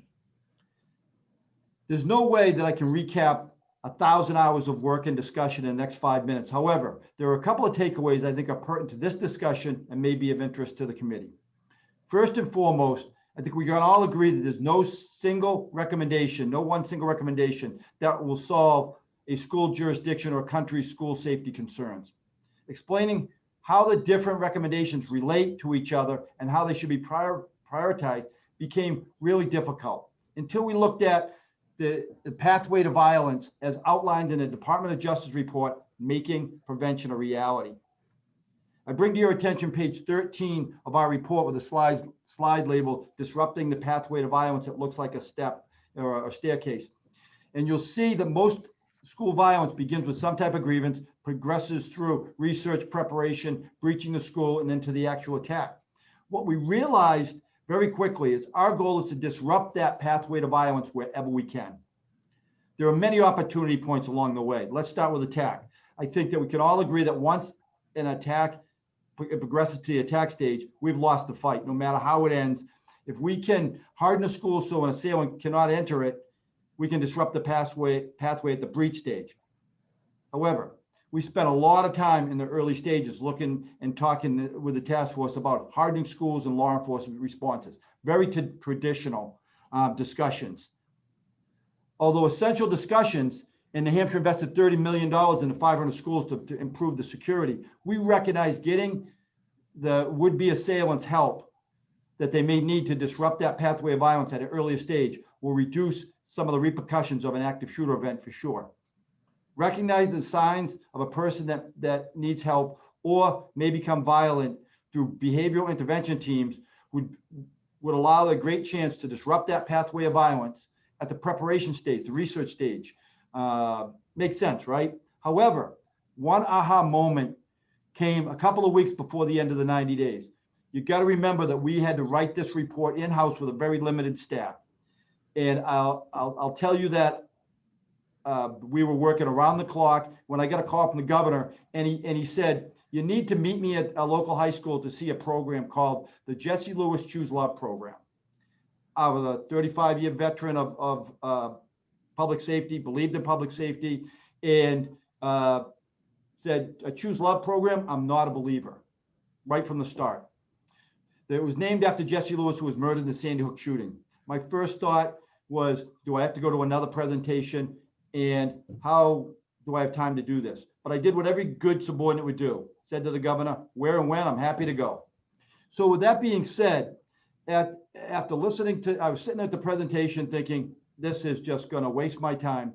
After listening to a presenter, Scarlett Lewis, for 15 minutes on social emotional learning, I realized that after hundreds and hundreds of discussions with the task force, I found the one thing that was missing. The only real preventative measure that we can take. Only a few actions that we can take will be well spent money, whether we have an event or not. This tops the list. One of the few events that will change lives. One of the few actions that'll have lasting effects. I knew immediately I found the one program that'll change our school culture. Although all 59 recommendations are important, changing the school culture is the most critical thing that we can do. Social emotional learning is the pathway to making our schools safer and more effective. In my opinion, Jesse Lewis Choose Love program is a premier vehicle to safer schools, improving relationships and a better tomorrow. But can it be done? I can tell you in New Hampshire, it was a voluntary statewide adoption of the program, and we've had 90% of our schools download and start to implement the program. The greatest supporters of the program were law enforcement. We thought they'd be resistant. We thought that they would think that this program does not have value. They too are looking for that one solution that'll change the school culture and improve our school safety. So in New Hampshire, the program was administered at no cost because it was paid for through the Jesse Lewis Choose Love Foundation. The one recommendation that I have, the single most important recommendation I have, is that you reach out to Scarlett Lewis and have a conversation about bringing her program in and having the foundation help fund it for your school district. On a side note, our task force report that you have in front of you also has an action plan attached to it that can be found at safeschoolresources.nh.gov, and you can track the progress and see what things have been implemented from our task force into everyday living in our schools. So I could speak all day on school safety. However, I'm available for questions, and thank you for all you're doing to keep our school children safe. Thank you. Thank you, Mr. Plummer. Mr. Jordan. Can you hear me? Yes. Oh, good. I'm unmuted. I'm Harold Jordan, live in Philadelphia. I am a senior policy advocate at the American Civil Liberties Union of Pennsylvania, where I lead our work on youth and education issues. And in this capacity, I've worked on a broad range of education issues at both the policy and practical levels, including with superintendents. I've served on state committees, and I've worked with students a lot. And although based in Pennsylvania, I work on both statewide and nationwide issues pertaining to student safety. I've authored reports that look at federal discipline data. And most recently and most relevant to this conversation, I'm the co-author of Cops and No Counselors, How the Lack of School Mental Health Staff is Harming Students. It's a national study where we looked at data from 96,000 public schools around the country, including the district schools. And then finally, I've had a chance to serve on state committees that work on improving school climate, issues such as threat assessment, making sure that they're not misused. And I've done a lot of work over time, increasingly on law enforcement interactions with students with disabilities. So that makes me a little bit different from at least some other folks in this area. At its core, decisions about how schools are staffed are choices that districts and individual schools make about how adults work with and support youth. And in too many cases, security staffing is prioritized over other supports. So there's also a tendency in these conversations about student issues to take the worst incident and project it as the typical thing that happens in schools. That's a problem when you're talking about sort of education policy making. There's also a tendency to stereotype and stigmatize youth. And so I want to, as much as possible, step back from that and look at what is more typical experience in schools. In our report, Cops and No Counselors, How the Lack of School Mental Health Staff is Harming Students, we found that 1.7 million US public school students attend schools where there's a police officer and no counselors. 3 million go to schools where there's a police officer and no nurses. And we know exactly how valuable nurses are, especially in the plans to try to return to school post-COVID, during the era of COVID and post-COVID. Hopefully we'll get to that point. 6 million kids go to schools with police and no school psychologists, and 10 million go to schools with police and no social worker. In our look at the DC district, we also found these types of imbalances.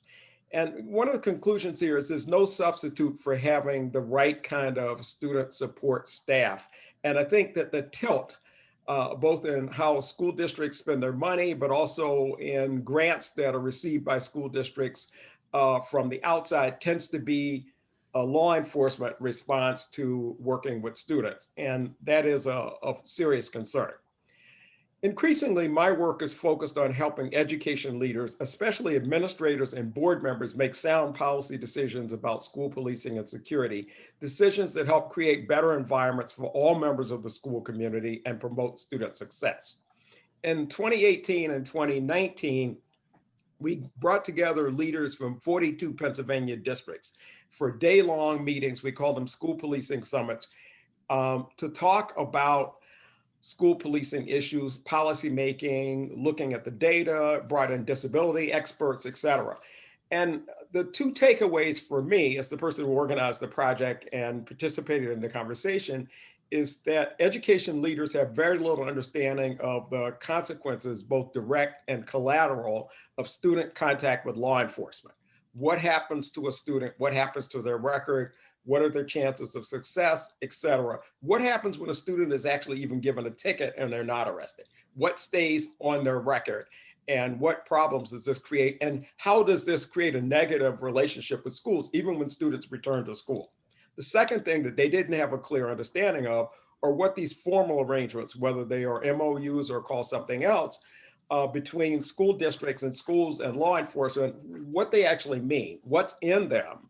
I had superintendents who told me, in essence, they sign these contracts, but they don't really understand these contracts or the MOUs. They don't understand what's in them in terms of what the powers are of school district officials and what the responsibilities are of them and of law enforcement.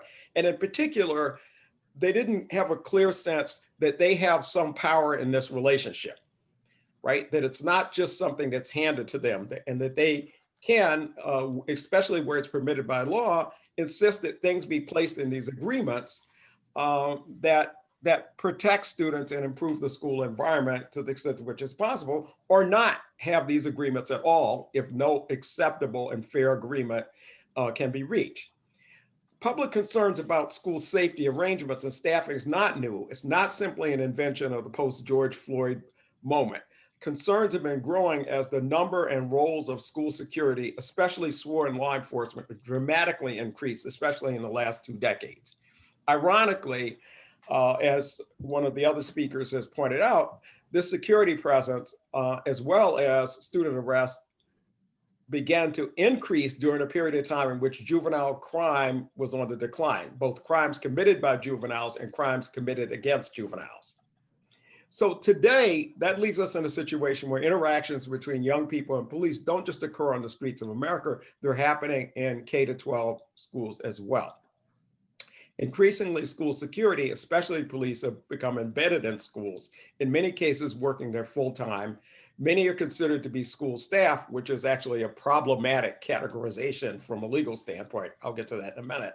And have daily authority over students, even in situations that traditionally have been seen as explicitly everyday disciplinary matters.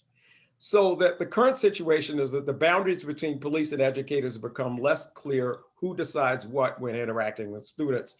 And the degree of collaboration between police and educators has increased in the last 2 decades. So that's the source of many of the controversies, not just the events of 2020. Often when controversies arise in schools, police say, don't blame us, we're here because school leaders asked us to be here. Educators say, we can't control what police do in our schools, that's a law enforcement matter, and hence accountability suffers. In practice, when school security is embedded in schools, there's no clear boundary between discipline and law enforcement, whatever is stated in MOUs or school policy statements. The notion that school security is not involved in discipline, it's just not true in most schools, where not only ones that have been studied, but observations of folks who work in those schools, students, teachers.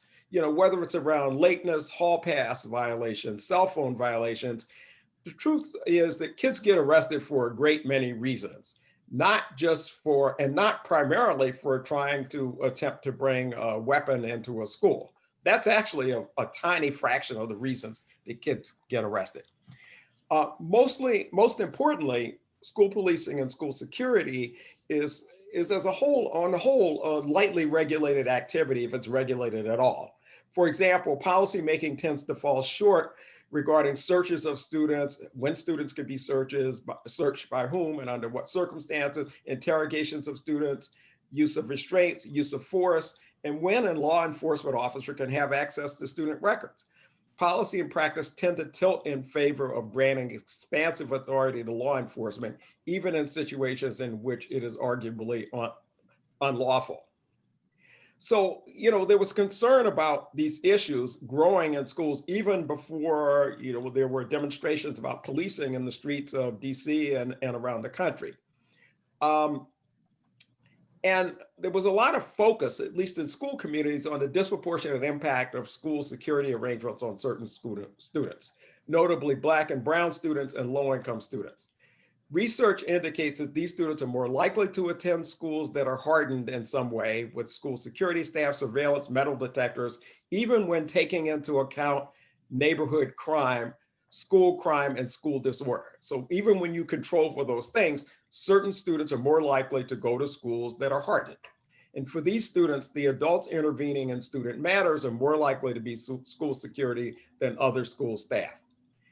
And they're more likely to experience arrest or criminal justice system contact in some form, even as just in the form of citations and tickets. So in my mind, the starting point for any intelligent district discussion should be an assessment of what is needed based on the realities on the ground, not just the worst incident you can think of that has happened at some point somewhere. What is the function of security? What and who is the threat?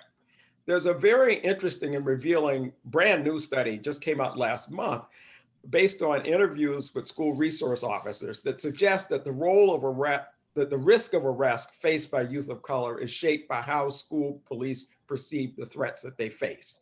In the schools with more white students, police are concerned primarily about external threats, such as an adult coming to the building without authorization who wishes to do harm. But in schools with more students of color, police saw the students themselves as the primary threat that they face. This is a sobering finding.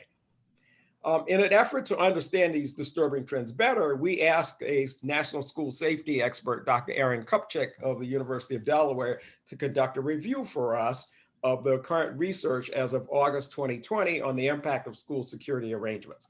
And he concluded much of what we've heard in the last hour. There's no clear empirical basis for the claim that school police reduce student crime rates. There's no clear evidence that their presence prevents school shootings. There is evidence that the presence of police can mean increased rates of arrest and contact, especially for minor offenses such as disorderly conduct, failure to disperse, simple assault, resulting in greater numbers of certain kids having exposure to the justice system. There's also evidence that the presence of police results in the criminalization of routine student disciplinary matters that would normally, or at least in previous times, have been handled by other school staff, and that this disproportionately harms students of color. And there is some evidence now, there's a growing amount of evidence that schools are better off diverting their resources toward evidence-based practices that build students' social and emotional competence and better school environments. How do non-police school security fit in this picture? Little is known about specific impact of non-police security staff, as they tend to work closely with school police. Let me wrap up by offering some thoughts about moving forward in the situation that you're in DC. Yes, and can I ask you to be mindful of the time, because you're way over the 5 minutes, and I'm Okay. so that's why I haven't. 30 seconds. Give me 30 seconds. Okay. Yes, absolutely. And the news here is that there's no perfect model that districts should be emulating. We know a lot more about what doesn't work.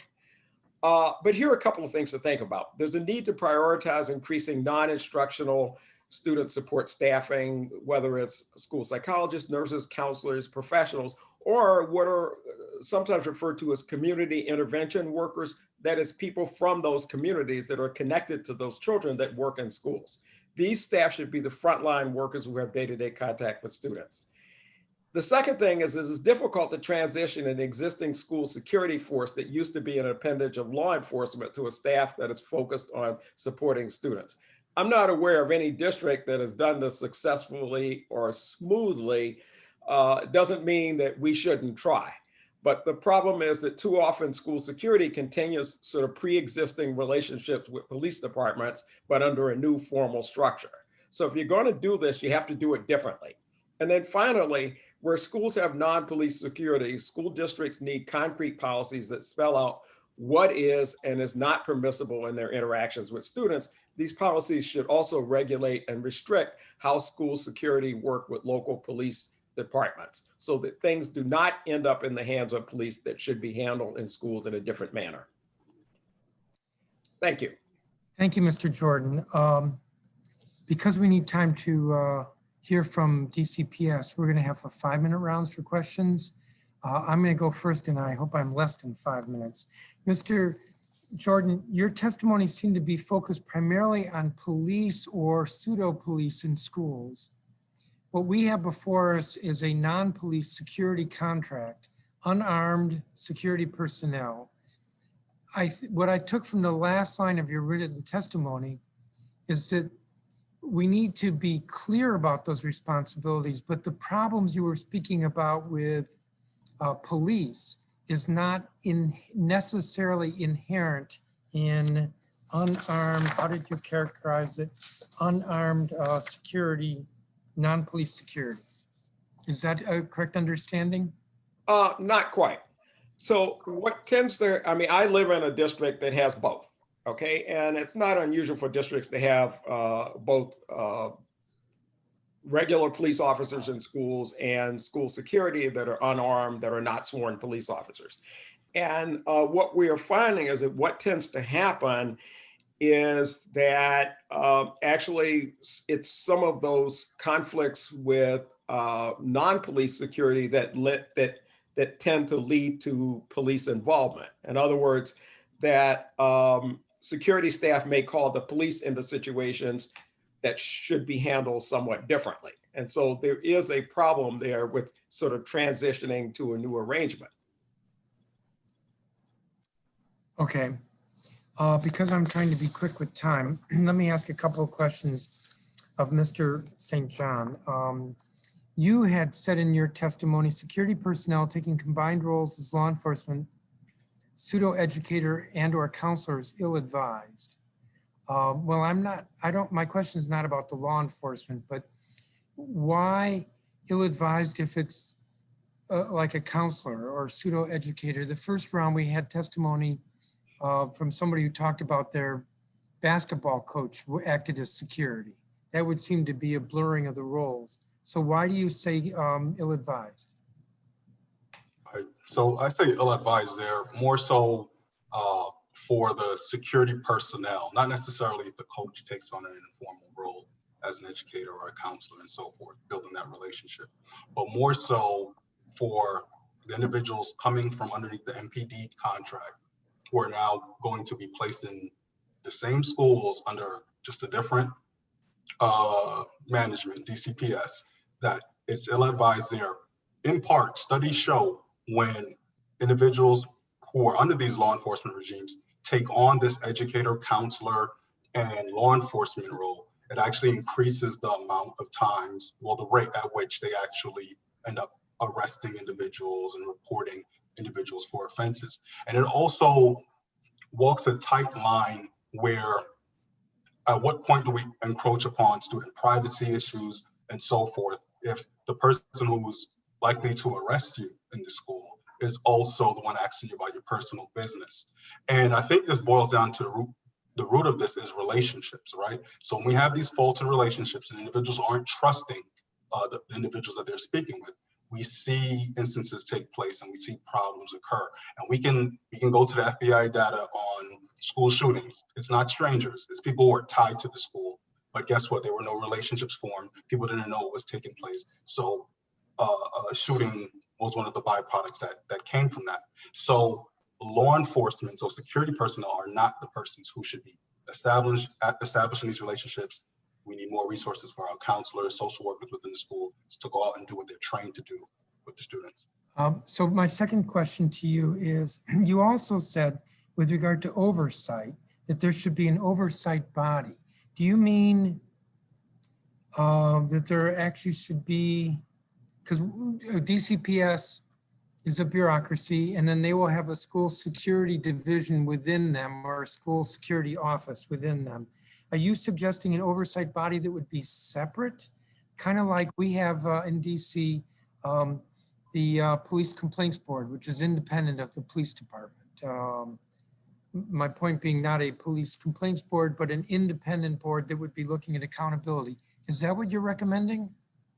Right. So if the resources are there, it would be both. You would want some internal processes, some internal oversight taking place, but ideally you'd want that body to be independent of the agency that we're overseeing here.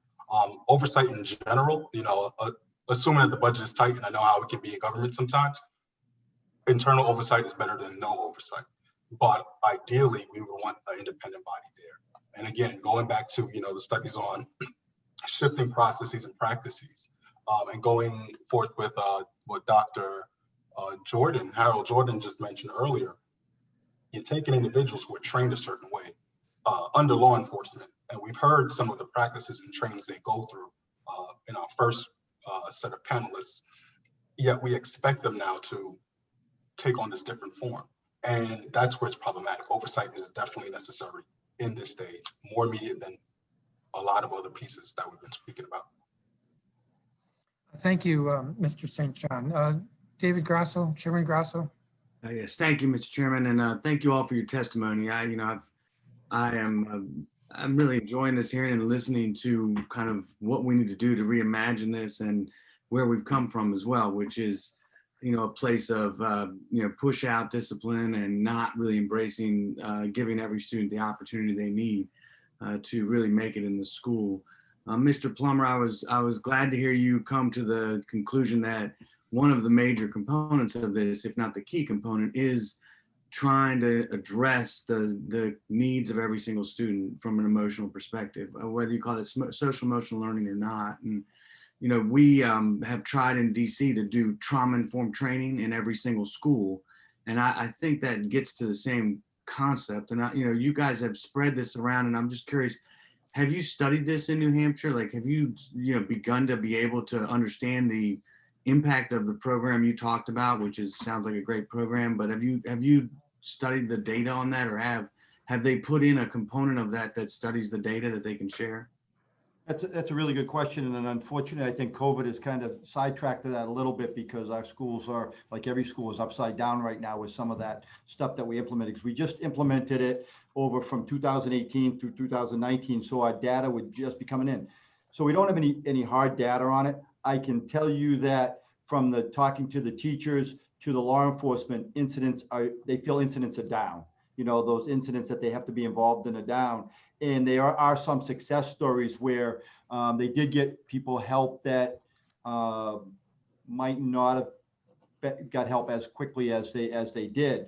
With that being said, we have heard students say they feel better about going to school because of the way that they interact with others, but also how they feel about themselves. It's not just about preventing grievances. It's about, when something happens to you, how you feel about yourself so you don't internalize that. So there hasn't been any hard data yet, but certainly the talk has been tremendously positive, and that's primarily why 90% of our schools have elected to start getting involved. It started with a smaller number. They get together, started talking, saying, hey, we're seeing positive results. Yeah. This program, teachers learn along with the students. It's not someone coming in and teaching them separately. They're all learning along together. They're implementing the program. So I think that it certainly has had positive effects. How much? Not really sure. We haven't removed a lot of the other stuff that we've been doing. It's been in addition to. Yeah, I appreciate that. One of the things that I know we're kind of pushing the stone uphill on is trying to change school culture entirely, trying to change the way that people envision what it's about, whether it's not an us versus them interaction, but it's more of a how do we give every student and put every student in the position to succeed. And that includes, I think, recognizing that every student matters. And I think when you start talking about the impact on Black and brown students in DC, especially our very poor students, that hasn't been the case. And I feel like we have to shift the culture. It has to be a sea change of how we approach not just the way we've tried to change discipline, but also the way that we have adults interact with our students on a daily basis. And we've done some of this at Anacostia High School last year, and we continue to try to expand that work. But hopefully we can get DCPS to understand, and I think all of your all's work can inform this, that this isn't just an exercise of changing over who's in charge of a contract. This is a sea change in the culture. This is an approach that needs to get to really understanding the needs of every single student and every single family in our city, so that we put people in a better position so that they're not making the bad choices, such as engaging in violent behavior and other things. And that's a challenge. And the first thing I think we have to start with, though, is that every single human being matters. And it doesn't matter the color of your skin or how much money you have or where you come from in the city. And I don't think we've embraced that as a city yet. I don't think we've embraced it as a culture yet. And the data, I think, is going to help us really continue to expose that. So when you say you can't just take a security guard and put them into this position, well, that's probably true, because they're so ingrained in it. But I have seen principals embrace alternatives to discipline in charters and in traditional schools that have said, love is the core here, and we're not going to give up on every child and any child. And they have changed the whole culture of that school. And as a result, their violence has gone down, their attendance has gone up, and their grades have gone up. And I think that's what we're trying to get DCPS to embrace here. And I'd like to see it happen, of course, across the city, because 42% of our kids are in charter schools. So this is just the beginning of where I think we need to go to change a full sea change in the culture. Mr. Chairman, I'll stop there. Your clock has gone away from the screen. I'm not sure where it went, but I'll stop there. The timer has turned off its camera. So in any case, I'm sure my time is up. Thank you all very much for your testimony. Can I address one of the issues that Councilman Grasso brought up? Please. Very quickly. Negative 28 seconds. All right. I'll do my best with negative 28 seconds. You talked about how difficult it is addressing issues of race and culture and inequity on a regular basis. And that's not just DC, that's everywhere. We all have trouble doing that. All of our schools have trouble doing that. And I think it has, over the years, I've come to think that it has a lot to do with how we talk about issues of disparity. We have kind of racism is kind of a categorical term. Either you are or you aren't racist. And so a lot of the schools that we worked with in Indiana, when we went in there, we would just find a lot of defensiveness, because people really thought that when there were disparities in school discipline or arrest rates, they couldn't admit to that, because that would mean they were racist or that their school was racist. And so we had to do a lot of work saying, you know, it's not a question of racism, it's a question of cultural sensitivity, of cultural responsiveness, and we can all make advances on that. We're all not as far as we should be on that, and there's a lot of hard conversations that have to take place, but it's really worth having those conversations about implicit bias and structural racism. To say, you know, we've got a 400-year history. It's almost impossible that our institutions couldn't still be reflecting that. And what do we do to deconstruct that? Thank you. Thank you. Councilmember Bonds? Yes, thank you, Chairman, and I'll try to be very quick. Professor, if you could just continue, I remember the comment you made is something about officers placed in schools can lead to a greater arrest rate for the Black students. And so I'm wondering, are you therefore inclined to believe or think that, or recommendation to us in DC, that we need to move our contract for security from the police, or should we look at some models other models that I heard, like, for instance, I think Mr. Jordan said that the persons who are the front line should perhaps be connected to the students. What is your thought about that?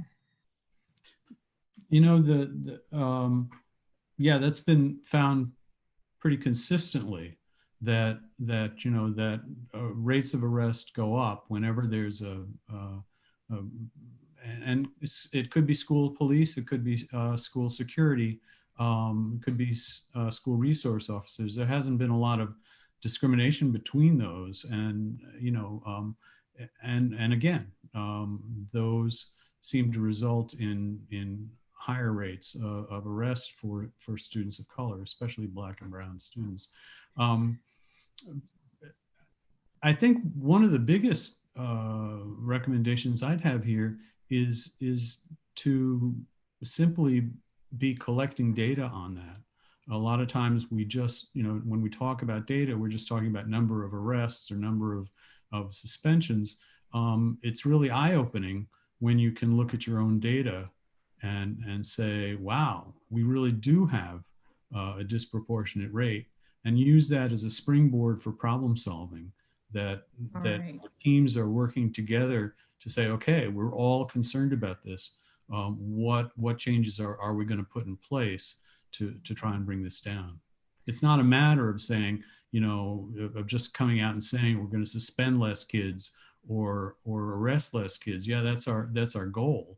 But if we can engage in a problem solving process of saying, how are we going to get there? How are we going to demonstrate our commitment to that, to changing this data? Thank you. Thank you very much. And I'll now turn very quickly to Mr. Jordan. I still have a couple of minutes. Mr. Jordan, you pointed out that persons connected to students perhaps should be the frontline personnel. And I take that to mean that if I'm a sophomore in high school, when I walk in the door, I'm going to see a familiar face, someone from community. Is that the sense of what you're saying? Or are you just saying it should not be an individual in a blue uniform that represents the police? Well, I'm saying all of the above.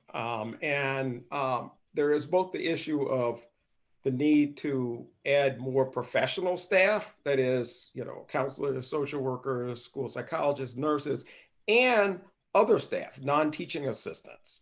And whether you call them community intervention workers, which is a term that some of the youth organizations on the West Coast use, where there are people from the community work with that. So you can hire both regular professional staff that would already be in school districts, and more of them train them also in how to work better with students, but also have other adults in the building that have a knowledge of that community. In Philadelphia, where they're often referred to as non-teaching assistants. They're not classroom teachers.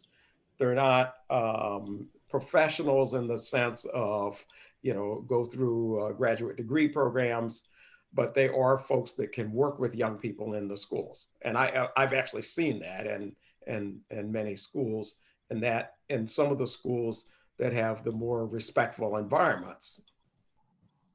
Thank you.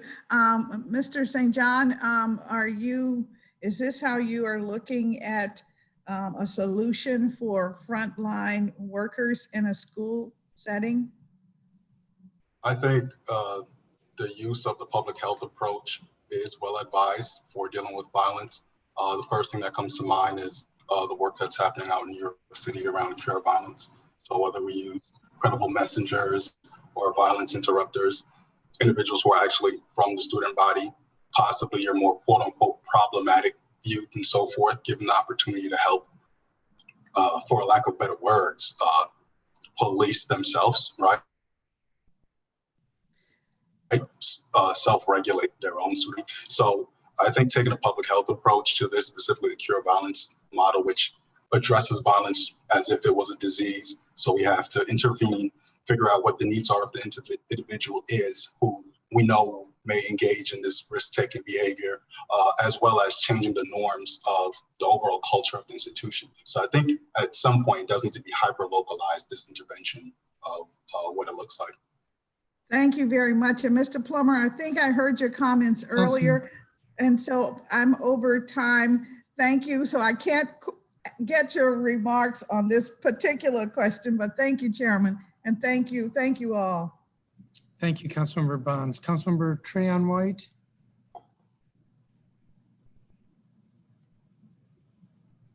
Who's not responding. And I think Councilmember Pinto said to me she did not have any questions. So I'm going to go to Councilmember Allen. Thank you very much, Mr. Chairman. And I'll try to be fast because I'm cognizant of the time and you still have another panel to go. First off, thank you to you and Mr. Grasso for holding this hearing, and to my colleagues that are here, and of course to the folks that are helping share their experience and expertise on this. I just think we're long overdue to rethink how we do school security. So I'm really glad we're having this conversation. I think what often happens is that we act with a blunt force without being thoughtful about what that replacement is going to look like. I think transitioning the contract to DCPS for FY21 was absolutely the right step to take. But then, of course, the process from here on out is incredibly critical. For example, and I think this is consistent with what I'm hearing, this isn't just a school security contract issue. I mean, we have many more players in this process than just our SROs and our SSD officers.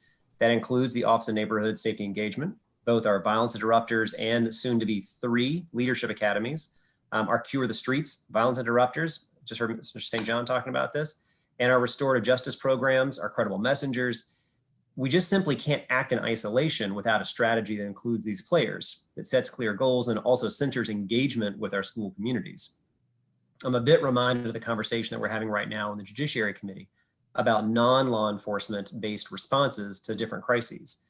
If we remove MPD from the picture immediately without a support system to actually address those underlying issues of crisis and how we help people, then we will have failed that person and that person that is in crisis. So we also have to dramatically underinvested in restorative justice. In the FY21 budget, we were able to create a new restorative justice collaborative at the Office of Neighborhood Safety Engagement because our efforts in this area have been piecemeal, they're uncoordinated, and that's both for kids and adults. And they also frequently involve system contact before restorative justice is initiated, which I think is just critically important. When I heard Mr. Jordan talking about some of the research he's looked at, where millions of kids across our country are in schools where there are police officers, but not nurses or not social workers. I think, and maybe this research has been done, but dig even deeper, I'll bet what you're going to find is what happens in a lot of schools in DC, where there may be a nurse or a counselor, but they're vastly outnumbered by the police or school security. I can rattle off schools right here in Ward 6 where it's a dozen police officers and 1 counselor. And that's just not meeting the needs of our students. And I think that that is a start number, Mr. Jordan, that you shared with us to help us think about what our kids' experiences are. And I think if we looked at just a huge imbalance, and I would wager based on our schools as well, where you see a racial imbalance play out, it tells us how much we've got to do. And that really gets to, I think, the last point, which is we're engaging in a systems change here. Band-Aids aren't going to cut it. This type of change is going to have to be intentional, and it's going to have to be structural. I think it's going to require us to be inclusive, not exclusive, in response to unsafe behavior. Obviously, it needs to be trauma-centered. It's got to focus on the whole child. I'm really heartened by hearing so many people talk about that today. And it's going to require teams of different professionals, not just one program. Otherwise, I think we aren't going to accomplish what it is we're trying to do. So I am really grateful for the conversation that's taken place. I've been listening to a lot of it today, and I know we've got another panel of our public witnesses coming forward, but this is a real opportunity and a real moment for us to think about the structural change. And I think from the council's perspective and the leadership that we've got here, we're trying to lay out what that path looks like to achieve it, rather than just do kind of a one-off and call it a day. I think we're really trying to engage in big change that ultimately is going to serve our students, our schools, and our communities much better. So I don't have any questions here. Just have been listening to the feedback and really appreciate it. And thank you, Mr. Chairman, and look forward to hearing the rest of the testimony today. Thank you, Councilmember Allen. Councilmember Allen chairs our Committee on Judiciary and Public Safety. I want to thank each of the witnesses. You're not the usual familiar faces that we see at hearings, and I think this has been very helpful in hearing just testimony that is a bit different than what we usually get. Very appreciative of it. Thank you. So you're excused from this room. You can go back to the, I think we call it the waiting room, where you can still watch the hearing. Our next witness is Patrick Davis, who's the Chief Operating Officer at DC Public Schools.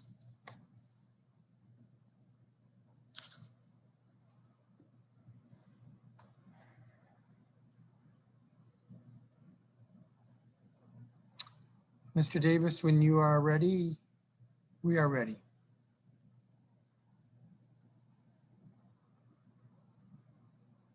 And I believe you're unmuted, but you are invisible.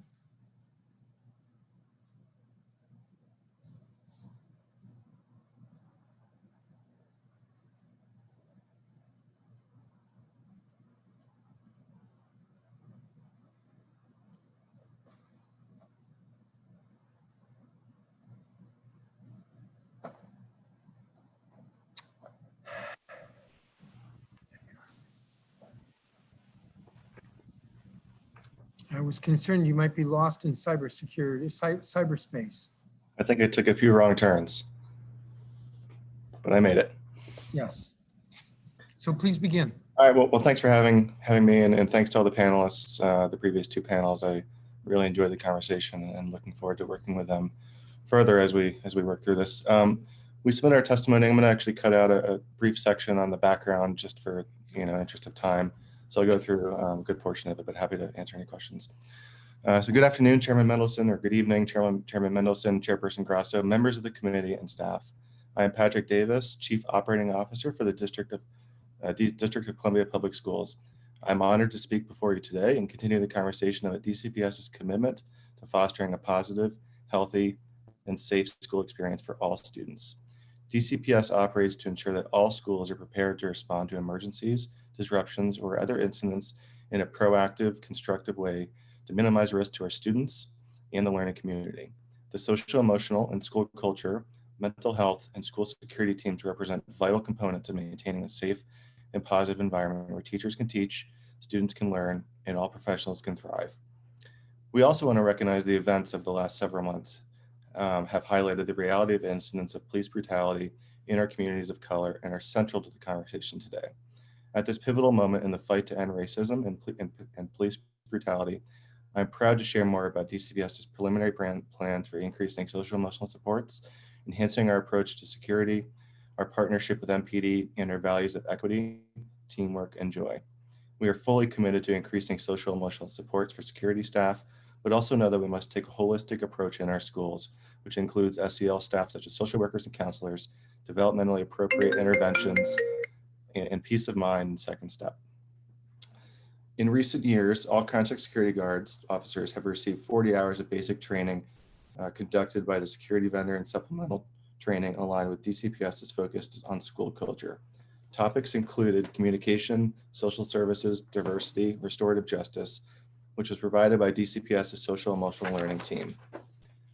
In many schools, we know that contract security officers serve as valued members of the school community who have positive relationships with students, partner with staff, and promote DCPS's vision, mission, and values.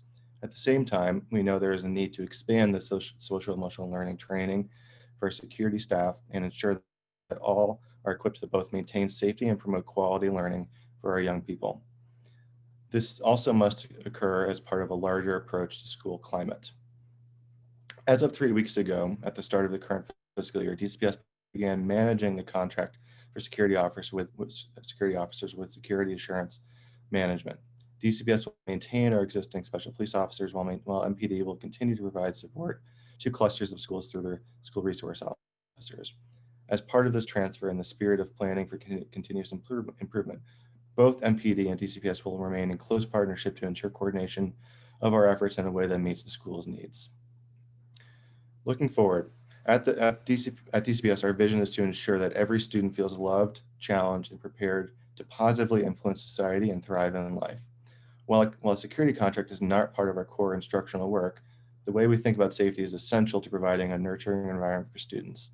At the same time, we recognize the value in maintaining a close partnership with MPD and learning from their expertise and others when it comes to safeguarding our schools. We have taken steps to ensure that the security and officers in our schools reflect our values. This includes the first of its kind required visit and coursework for MPD officers and civilian members to the Smithsonian National Museum of African American History and Culture, as well as the cadet program that hires high school graduates to go to the University of District of Columbia to become a police officer. I appreciate the opportunity to hear from experts and advocates today as we build future plans around what will come next. DCPS is committed to embedding social emotional learning and restorative practices in our students' educational experiences and creating learning environments centered around providing access, inclusion, and affirmation through equity. Centrally, DCPS has a dedicated team to focus on this work. In the coming months, this team will engage around plans for pairing social emotional learning with our security work. The most successful practice for building school culture is a whole school approach involving all education staff and partners. We are excited to begin conversations soon with our school leaders, staff, parents, and most importantly with our students to hear directly from them about their experiences and work with them to think through effective strategies and structures to ensure all of our students feel safe, welcomed, and supported. Thank you for the opportunity to speak with you about this important topic. DCPS shares your commitment to making every school a safe and welcoming space for every single student. We look forward to working with our community partners, fellow agencies, and DC Council to ensure every student has the opportunity to learn in a nurturing environment. I'm happy to answer any questions you may have at this time.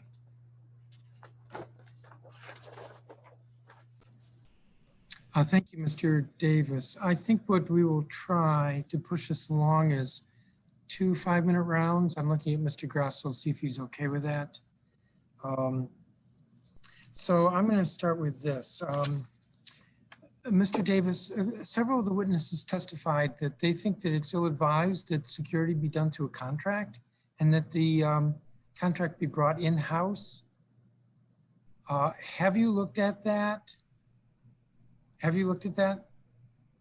No, we've not fully explored that. I mean, the transfer from MPD to us just happened on October 1st. And, we don't want to do anything rushed. We want to make sure we're making reasoned and smart decisions. So that has not been something we fully explored as a sort of an initial initiative, but it's something that, we'll have conversations with our community partners. And obviously that'll be, we heard it today, and I think that'll be a part of the conversation, but that's not something we've actively looked at for any sort of short-term implementation. Well, I don't know, because with Zoom, I can't tell if you're in the room. Have you been present for all the testimony? I have, yeah, I've watched all of it, yeah. And so there were a lot of suggestions for revisioning how we do security. Some of the testimony struck me as a little bit less helpful because it was more about not having police in our schools, and you're responsible for security, the security contract. But there were other suggestions too. Would you say that those suggestions are on the table? Yeah, I mean, I think what I would say at the core, we agree with, the majority of what was shared today. I think we want to create environments where students feel welcomed and supported and loved and have really sound connections with staff. I think the focus for the next, year and future years as we implement this is developing a path to get there in an effective way. And I think for me, that starts with listening. And I think, as I share in the testimony, we're committed to listening to our, our stakeholders, most importantly, our students. And, I think it's premature for me to say this is exactly what it's going to look like and what was shared is exactly how we should implement that. But what I heard, I think fundamentally we agree with a lot of what was shared of, making sure we support our students with social emotional learning, make sure we support our staff with proper training and restorative justice and de-escalation. That's all stuff that we agree with. I think what we need to do now is, as I said, listen and understand from a collective voice from students, staff, community partners, experts like the folks you had in the panel, come together and spend time thinking and understanding what is a realistic path forward and what is the ultimate solution and how do we map out a path to get there in a way that make sure our students feel safe and welcomed. I think we all collectively agree that's the goal. I think now the work is in actually defining a path to get there, and that's something we're committed to engaging with our community members on. Well, what's the timeline for that? And that's a kind of a crazy question to ask when you're 3 weeks into the contract and all this is new, and why would I be asking a question like that? But I think actually Kathy Riley in the first panel pointed out, she argued for urgency, and she pointed out that it's a little hard to believe, but in a month you're going to start formulating the FY22 budget. That's your next school year. And we will be presented with that budget in mid-March, we hope. I'm saying that in the context of the pandemic. So is it reasonable to think that there's going to be some revisioning? How much revisioning before we get to next school year, since the budget makes a difference? Or are we really talking about, I'm going to say 18 months from now instead of, or 2 years, whatever that works out to in terms of time. So in that, now that I've explained what I meant, what's your timeline? Yeah, so I think Councilmember Grasso mentioned, obviously we've got a lot on our plate, and I think the other thing to recognize is our families have a lot on their plate too, but our plan is to start the engagement process in November. A lot of our focus has been on taking over the existing contract, but also supporting all of our schools and families on reopening plans. Obviously, the health and safety of our students is paramount, but we do plan on starting the engagement process in November. And I don't want to put a timeline on that. I think we're going to start there, and we're going to work diligently with our community partners to understand and listen first, and then work collectively to understand how do we collectively define what safety is, and then, as I mentioned, how do we put forth a realistic plan to get there. And I think many folks mentioned on the panel today, that may not be everything happens in the next year. There may be an incremental sort of phase and approach, because this work takes time. We're talking about potentially some school culture change, just culture change. That work takes time. That's a lot of work, and I think we all recognize there are immediate needs in our city that are not going away tomorrow with the gun violence that's happening. That's not going to change tonight. That's not going to change tomorrow. And I think what we need to do is map out a realistic timeline on how do we actually implement any change like this. But it starts with listening, and we're committed to starting on that in November. Well, I would be annoyed if it was more than 2 years. The pace of change is slow, and I think with schools, it's a school year at a time. I would be annoyed if it ended up being more than 2 years. I'm over my time here, but I want to ask this because it's timely, and that is, I believe the school security contract's in its last year. So and if I'm wrong, tell me, but otherwise, what do you do next year? Do you extend it for a year? Or do you lock in for 3 years, or do you cancel it? I'll have to double check. I do believe we have an option year into next year, but we can circle back with confirmation on that. Thank you. David Grasso? Thank you, and thank you, Mr. Davis. I appreciate your testimony. I'm really keen on figuring out how you guys are going to proceed with this and not just doing the same thing that we've been doing. You know, I want to see a transformation here, and I want to see the right people in the room. And that sometimes means, and you know this as well as I do, that DCPS has to be proactive to go out and recruit people to be a part of the conversation. So the chairman's staff did a brilliant job bringing these experts today to this conversation because they went out and asked them to be a part of it. And you know, that I think is the kind of thing we don't often see DCPS doing, and it's hard to do. And so I want you guys to do the best you can to do that and to make sure that students' voices are heard. I did understand, and I guess maybe you could just explain to me that you have put out a job description for somebody to fill a position called the Director of Contract Security and Training. And I'm just curious if you can talk a little bit about more what that is about, because you know, it makes people nervous if you're just going to hire somebody to step into the shoes of somebody else that was at MPD doing the same job. And what we want to see, like I said, is a transformation, which I know can't happen overnight. And one person on the panel earlier even said, he said that he'd be happy if you just did a 1-year extension and that would be okay because he knows it takes time. And you know, that's Mr. Ferreira. So I think that's appropriate. But can you walk me through this position? I really don't want to get stuck here in the same old pattern that we've been in the past. Yeah, I know. Thanks for the question. So, you know, as part of the subtitle, the contract officer transferred over to DCPS to manage. And I'll just basically, you know, I'll say that managing a contract of that value is a lot of work. There's a lot of coordination that happens with the contract security company in terms of guard deployments. It is a, you know, nonstop job. There's a lot of ins and outs so that they support all of our after school activities, you know, supporting schools with incident reports. So we need to bring someone in that can manage and be the contract administrator over the contract. We were intentional about including elements in there to actually help build a better training protocol and program as part of that. So I understand your concern, but you know, even at the start, there is an enhancement and focus on training. That'll be a core part of that person's job. But you know, as we have it for this year, without any changes that we're talking about, we do have the responsibility to manage that contract. Okay, that's fine. I appreciate that.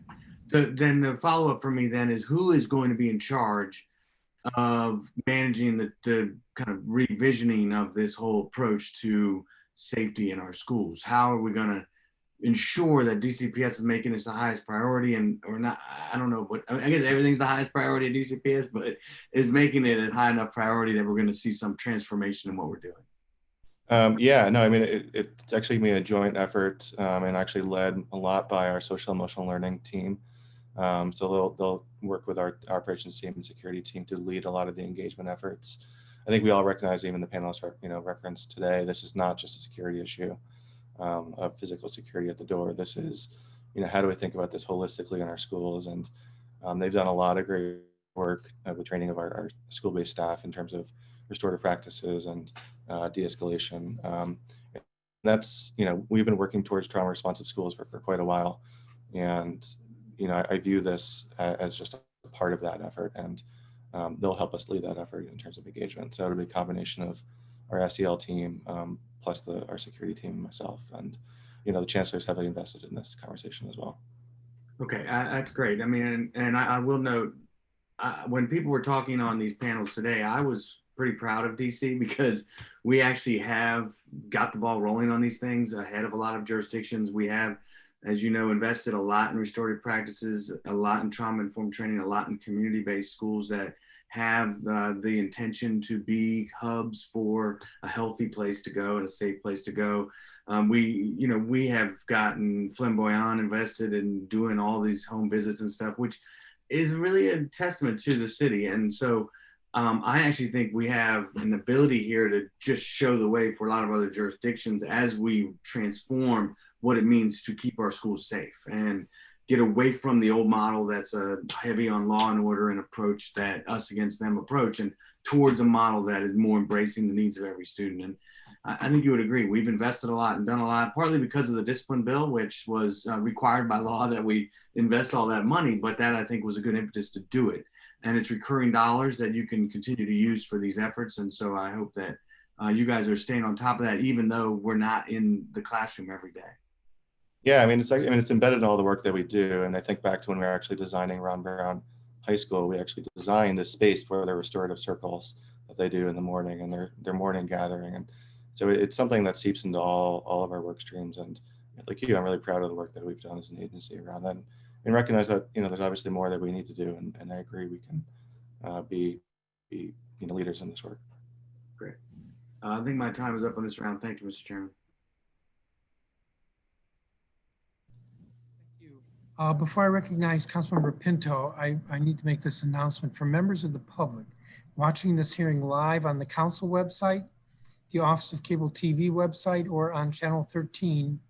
This live feed will likely end at 6 p.m. The hearing is now being broadcast on Facebook Live at facebook.com/Chairman Phil Mendelson /live. I'll repeat that, and Chairman Phil Mendelson is one word. Facebook.com/Chairman Phil Mendelson /live. The video is being recorded and will be sent to the Office of Cable Television to complete the hearing recording for later rebroadcast and for watching on demand at entertainment.dc.gov and or on the council's website in the coming days. So with that, let me recognize Councilmember Pinto for 5 minutes. Thank you, Chairman Mendelson. And thank you so much, Mr. Davis, for your testimony and for all of your incredibly important work on behalf of our kids. I wanted to ask you about something that Ms. Riley raised in her testimony, and her suggestion was that DCPS bring on security personnel as DCPS staff members rather than contracting through a private security company. Can you respond to that suggestion and let us know of any potential challenges that may exist there?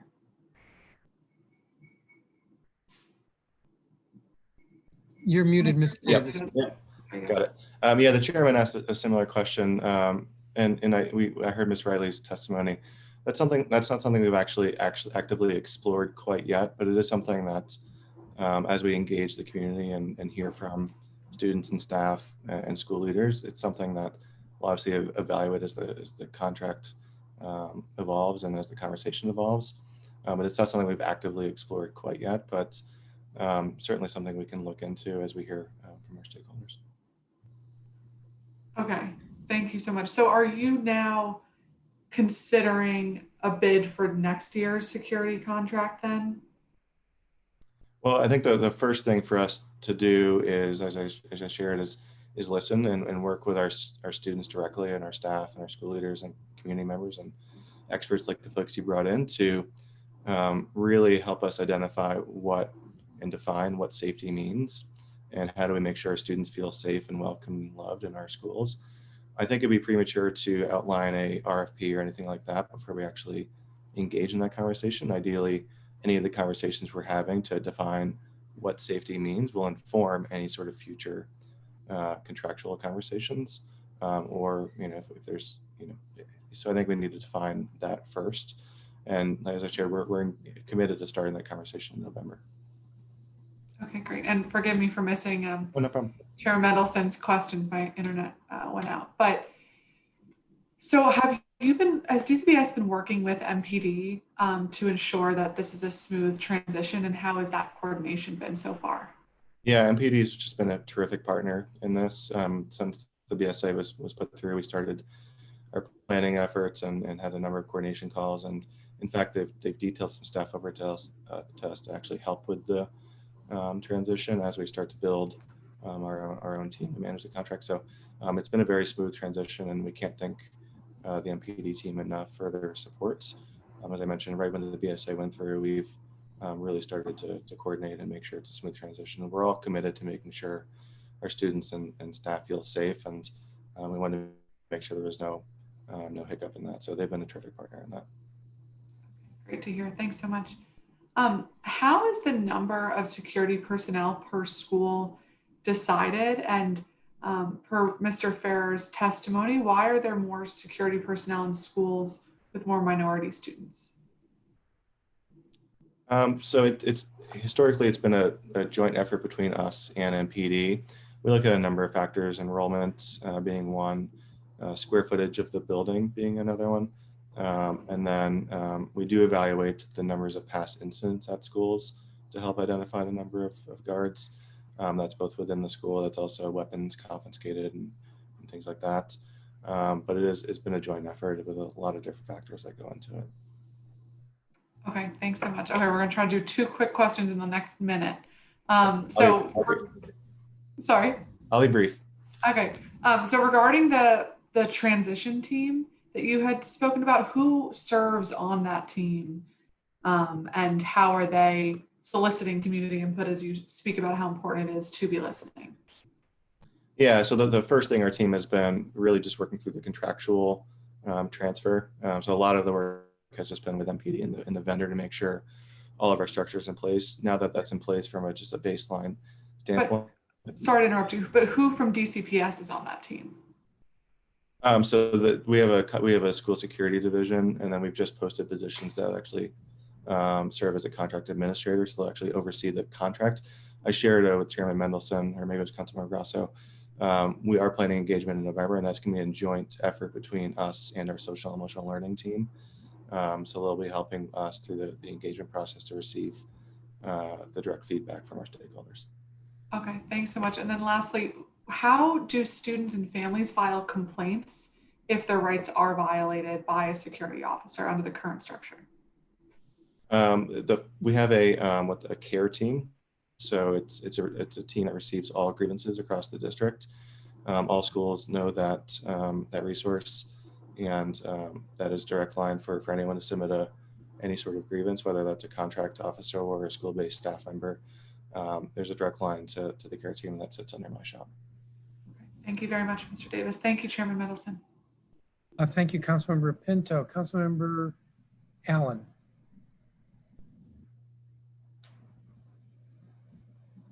Councilmember Charles Allen.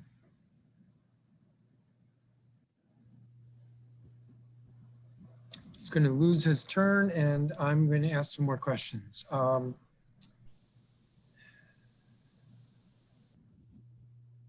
So the position you're looking to staff a number of positions.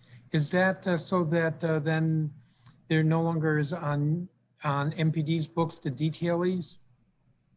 Yeah, that's correct. I mean, the intent was to hire folks, and that's actually part of the BSA, to hire folks that are DCPS employees. So, the benefit of this work is actually it embeds within our, in our system and our culture, and we're able to collaborate very closely with all of our partners and do the things that we've talked about. And there's, enhanced coordination with our SEL team and our behavior team, school mental health team. Yes. DCPS detailed, MPD detailed, I believe 5 civilians.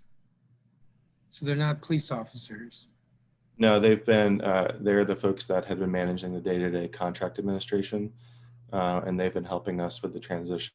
And so are they able to apply for the positions that you're advertising? Sure, they're posted for anyone to apply. Okay. So they MPD detailed 5 civilians, and my understanding is that they detailed 2 monitors, 1 administrative support person, 1 financial person, the COTAR, or contracting officer's technical representative. But that there has been, I don't know how to phrase this, the DCPS was supposed to have had 2 people in addition as contract monitors, which I think is another way of saying there needs to be 4 contract monitors. So is DCPS going to have 4 contract monitors? We're still working through the final staffing plan. The first plan was to get the lead director online and on the team, and then build it out. I will say the BSA did call for 3 staff members total, and that's what's funded in there. So at a baseline, we're at 3, but obviously if we need to fill any additional gaps to meet the needs of our students, we'll evaluate other ways to get there. But the BSA did call for 3 staff members. Well, that would be of concern to me because my understanding is that the monitors have been especially important, and that MPD has backfilled with, I guess, sworn officers where there were not enough monitors. These would be people who would be paying attention to, for example, that the security officer didn't show up today at their post at a particular school. And so there needs to be somebody who's monitoring that to then make sure that somebody does show up at that school. Schools. Yeah, one thing I'll add is we do have 19 special police officers that are DCPS employees. They are cluster based and basically like an SRO where they have a cluster of schools that they support, and they can help serve that function of supporting our schools to make sure that the contract officers are living up to their obligations. So they're out in our schools all the time, and they can certainly serve as that function. Yeah, although I think we heard from 8 witnesses already who said there ought to be fewer special police officers or school resource officers. I do want to draw a distinction. So school resource officers are MPD employees. Our school police officers do a lot of great work. They work closely with our schools on any sort of dismissal planning. They help serve barring notices with families. They do a lot of work that doesn't necessarily escalate to the level of an MPD need for an arrest or anything like that. Sure. There's a lot of work. But they are special police officers, correct? They are correct, yes. Yeah. But there's a SPO. Well, let me just say going forward that this is because I have this in my notes. This is an issue I'm going to continue to look at, whether there are the enough monitors as well as the other support that's necessary for the current contract. I wanted to, in the 42 seconds I have left, ask you about some of the recommendations like security personnel taking combined roles as law enforcement, pseudo-educator, or counselor is ill-advised. Instead, their roles should be clearly outlined and associated risks mitigated, and that there should be oversight, an independent oversight body that includes a variety of stakeholders, such as school administrators, teachers, parents, security personnel. What was your reaction to that? It's certainly an interesting proposal. I mean, we have a lot of stakeholders with direct observation and of the operations in our schools, and I would say our school leaders are, they have direct lines to us if they have issues and challenges. I don't know that we need an independent body. I think we work through challenges directly with our school leaders, if that's with contract security officers or not. There are challenges, but the reality is we're able to resolve them in a very clear and structured way. As I mentioned, we do have that care process, which is a grievance process, which is a very structured process. So if there are instances where a student or staff member has a complaint, there is a third party, or there's a group within DCPS that receives those complaints and then works with them to resolve them. They resolve in a resolution letter to outline what has been implemented and how it was impacted. So we do have structures in place that are outside of the contract security officers, outside of myself or even school principals. There are folks here at DCPS that handle grievances, and any of the issues that may arise with contract security guards would still fall under that process. I would follow up, but I'm going to respect the clock. Councilmember Grasso? Yes, thank you. I wanted to just follow up on 2 quick things. One is this idea that special police officers are playing a really important and good role. I don't think anyone's questioning whether they may or may not be under the current structure. And that we are saying, though, that we want to reimagine that whole structure itself, because maybe they get called something else. Maybe that's not enough. But the fact is that there are too many times when I've had students come to me and parents and say that they don't have a good relationship with these folks. And, I appreciate that they're playing a role, but anytime I think somebody with a gun or even with a badge steps in way of somebody else who's trying to get involved with school, it sets up a barrier to their success. Now, maybe their own cause, but what I want to do is find solutions to these problems that are not also creating more barriers to the students' success. And I just hope that it's on the table, that you reimagine all of it, not just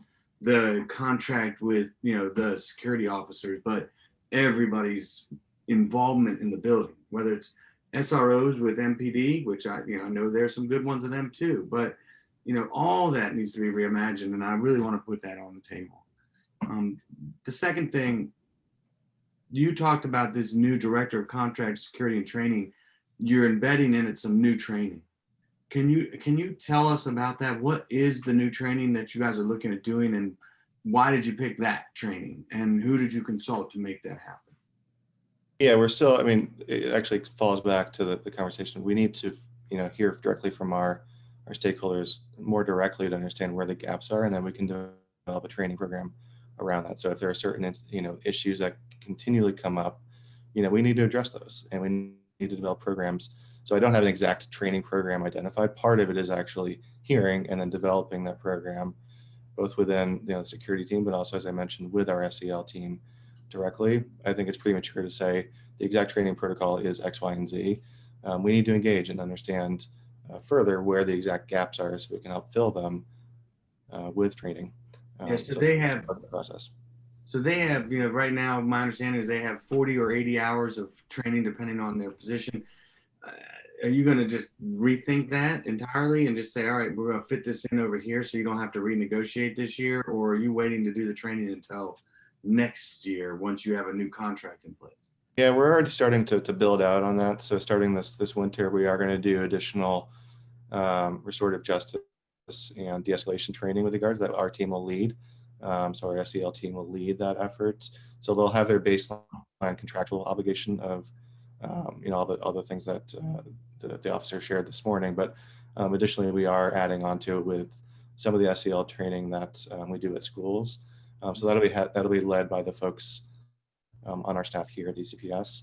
And then, I think we all recognize that there's probably more that we need to do. And I think understanding exactly what that is part of the work that needs to happen in the coming months to identify the gaps. And as I mentioned, create a plan to address those gaps.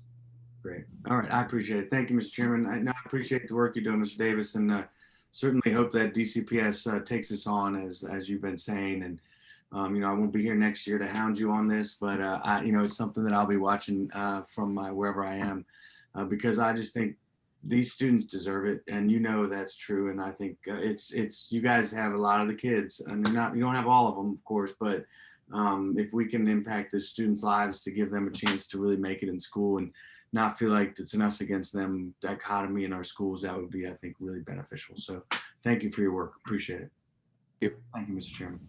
Thank you, Council Member Grasso. Has Charles Allen, is he still here? Because I know he's still logged on.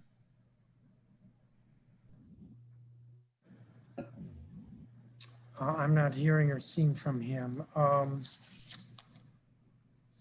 I guess I will then conclude this hearing. I do hope that the DCPS will look carefully at the recommendations and testimony that we got from the other witnesses today. And you seemed less enthusiastic, for example, with the one about having an independent oversight. But I can tell you that in the police sphere, we have seen that that's very helpful to have something that's independent to be able to look at any complaints. And I don't know that it has to be a big deal, but I think that there's some good stuff in the recommendations we heard from the witnesses, even though a lot of that testimony was oriented more toward police rather than security in the schools. With that, I'm going to repeat what I said at the beginning, that we had limited the testimony to invited witnesses. And I again want to thank each of those witnesses and really was welcome to hear different perspectives from what we, maybe I shouldn't say different perspectives, but different voices than we usually hear. But the record in this matter, even though the hearing notice didn't say this, will be open for 2 weeks. We will file it 2 weeks from today, 5 o'clock. Well, after 5 o'clock, 2 weeks from today. Thank you, Mr. Davis. Thank you, DCPS. The time is 6:10 in the afternoon, and this hearing is adjourned.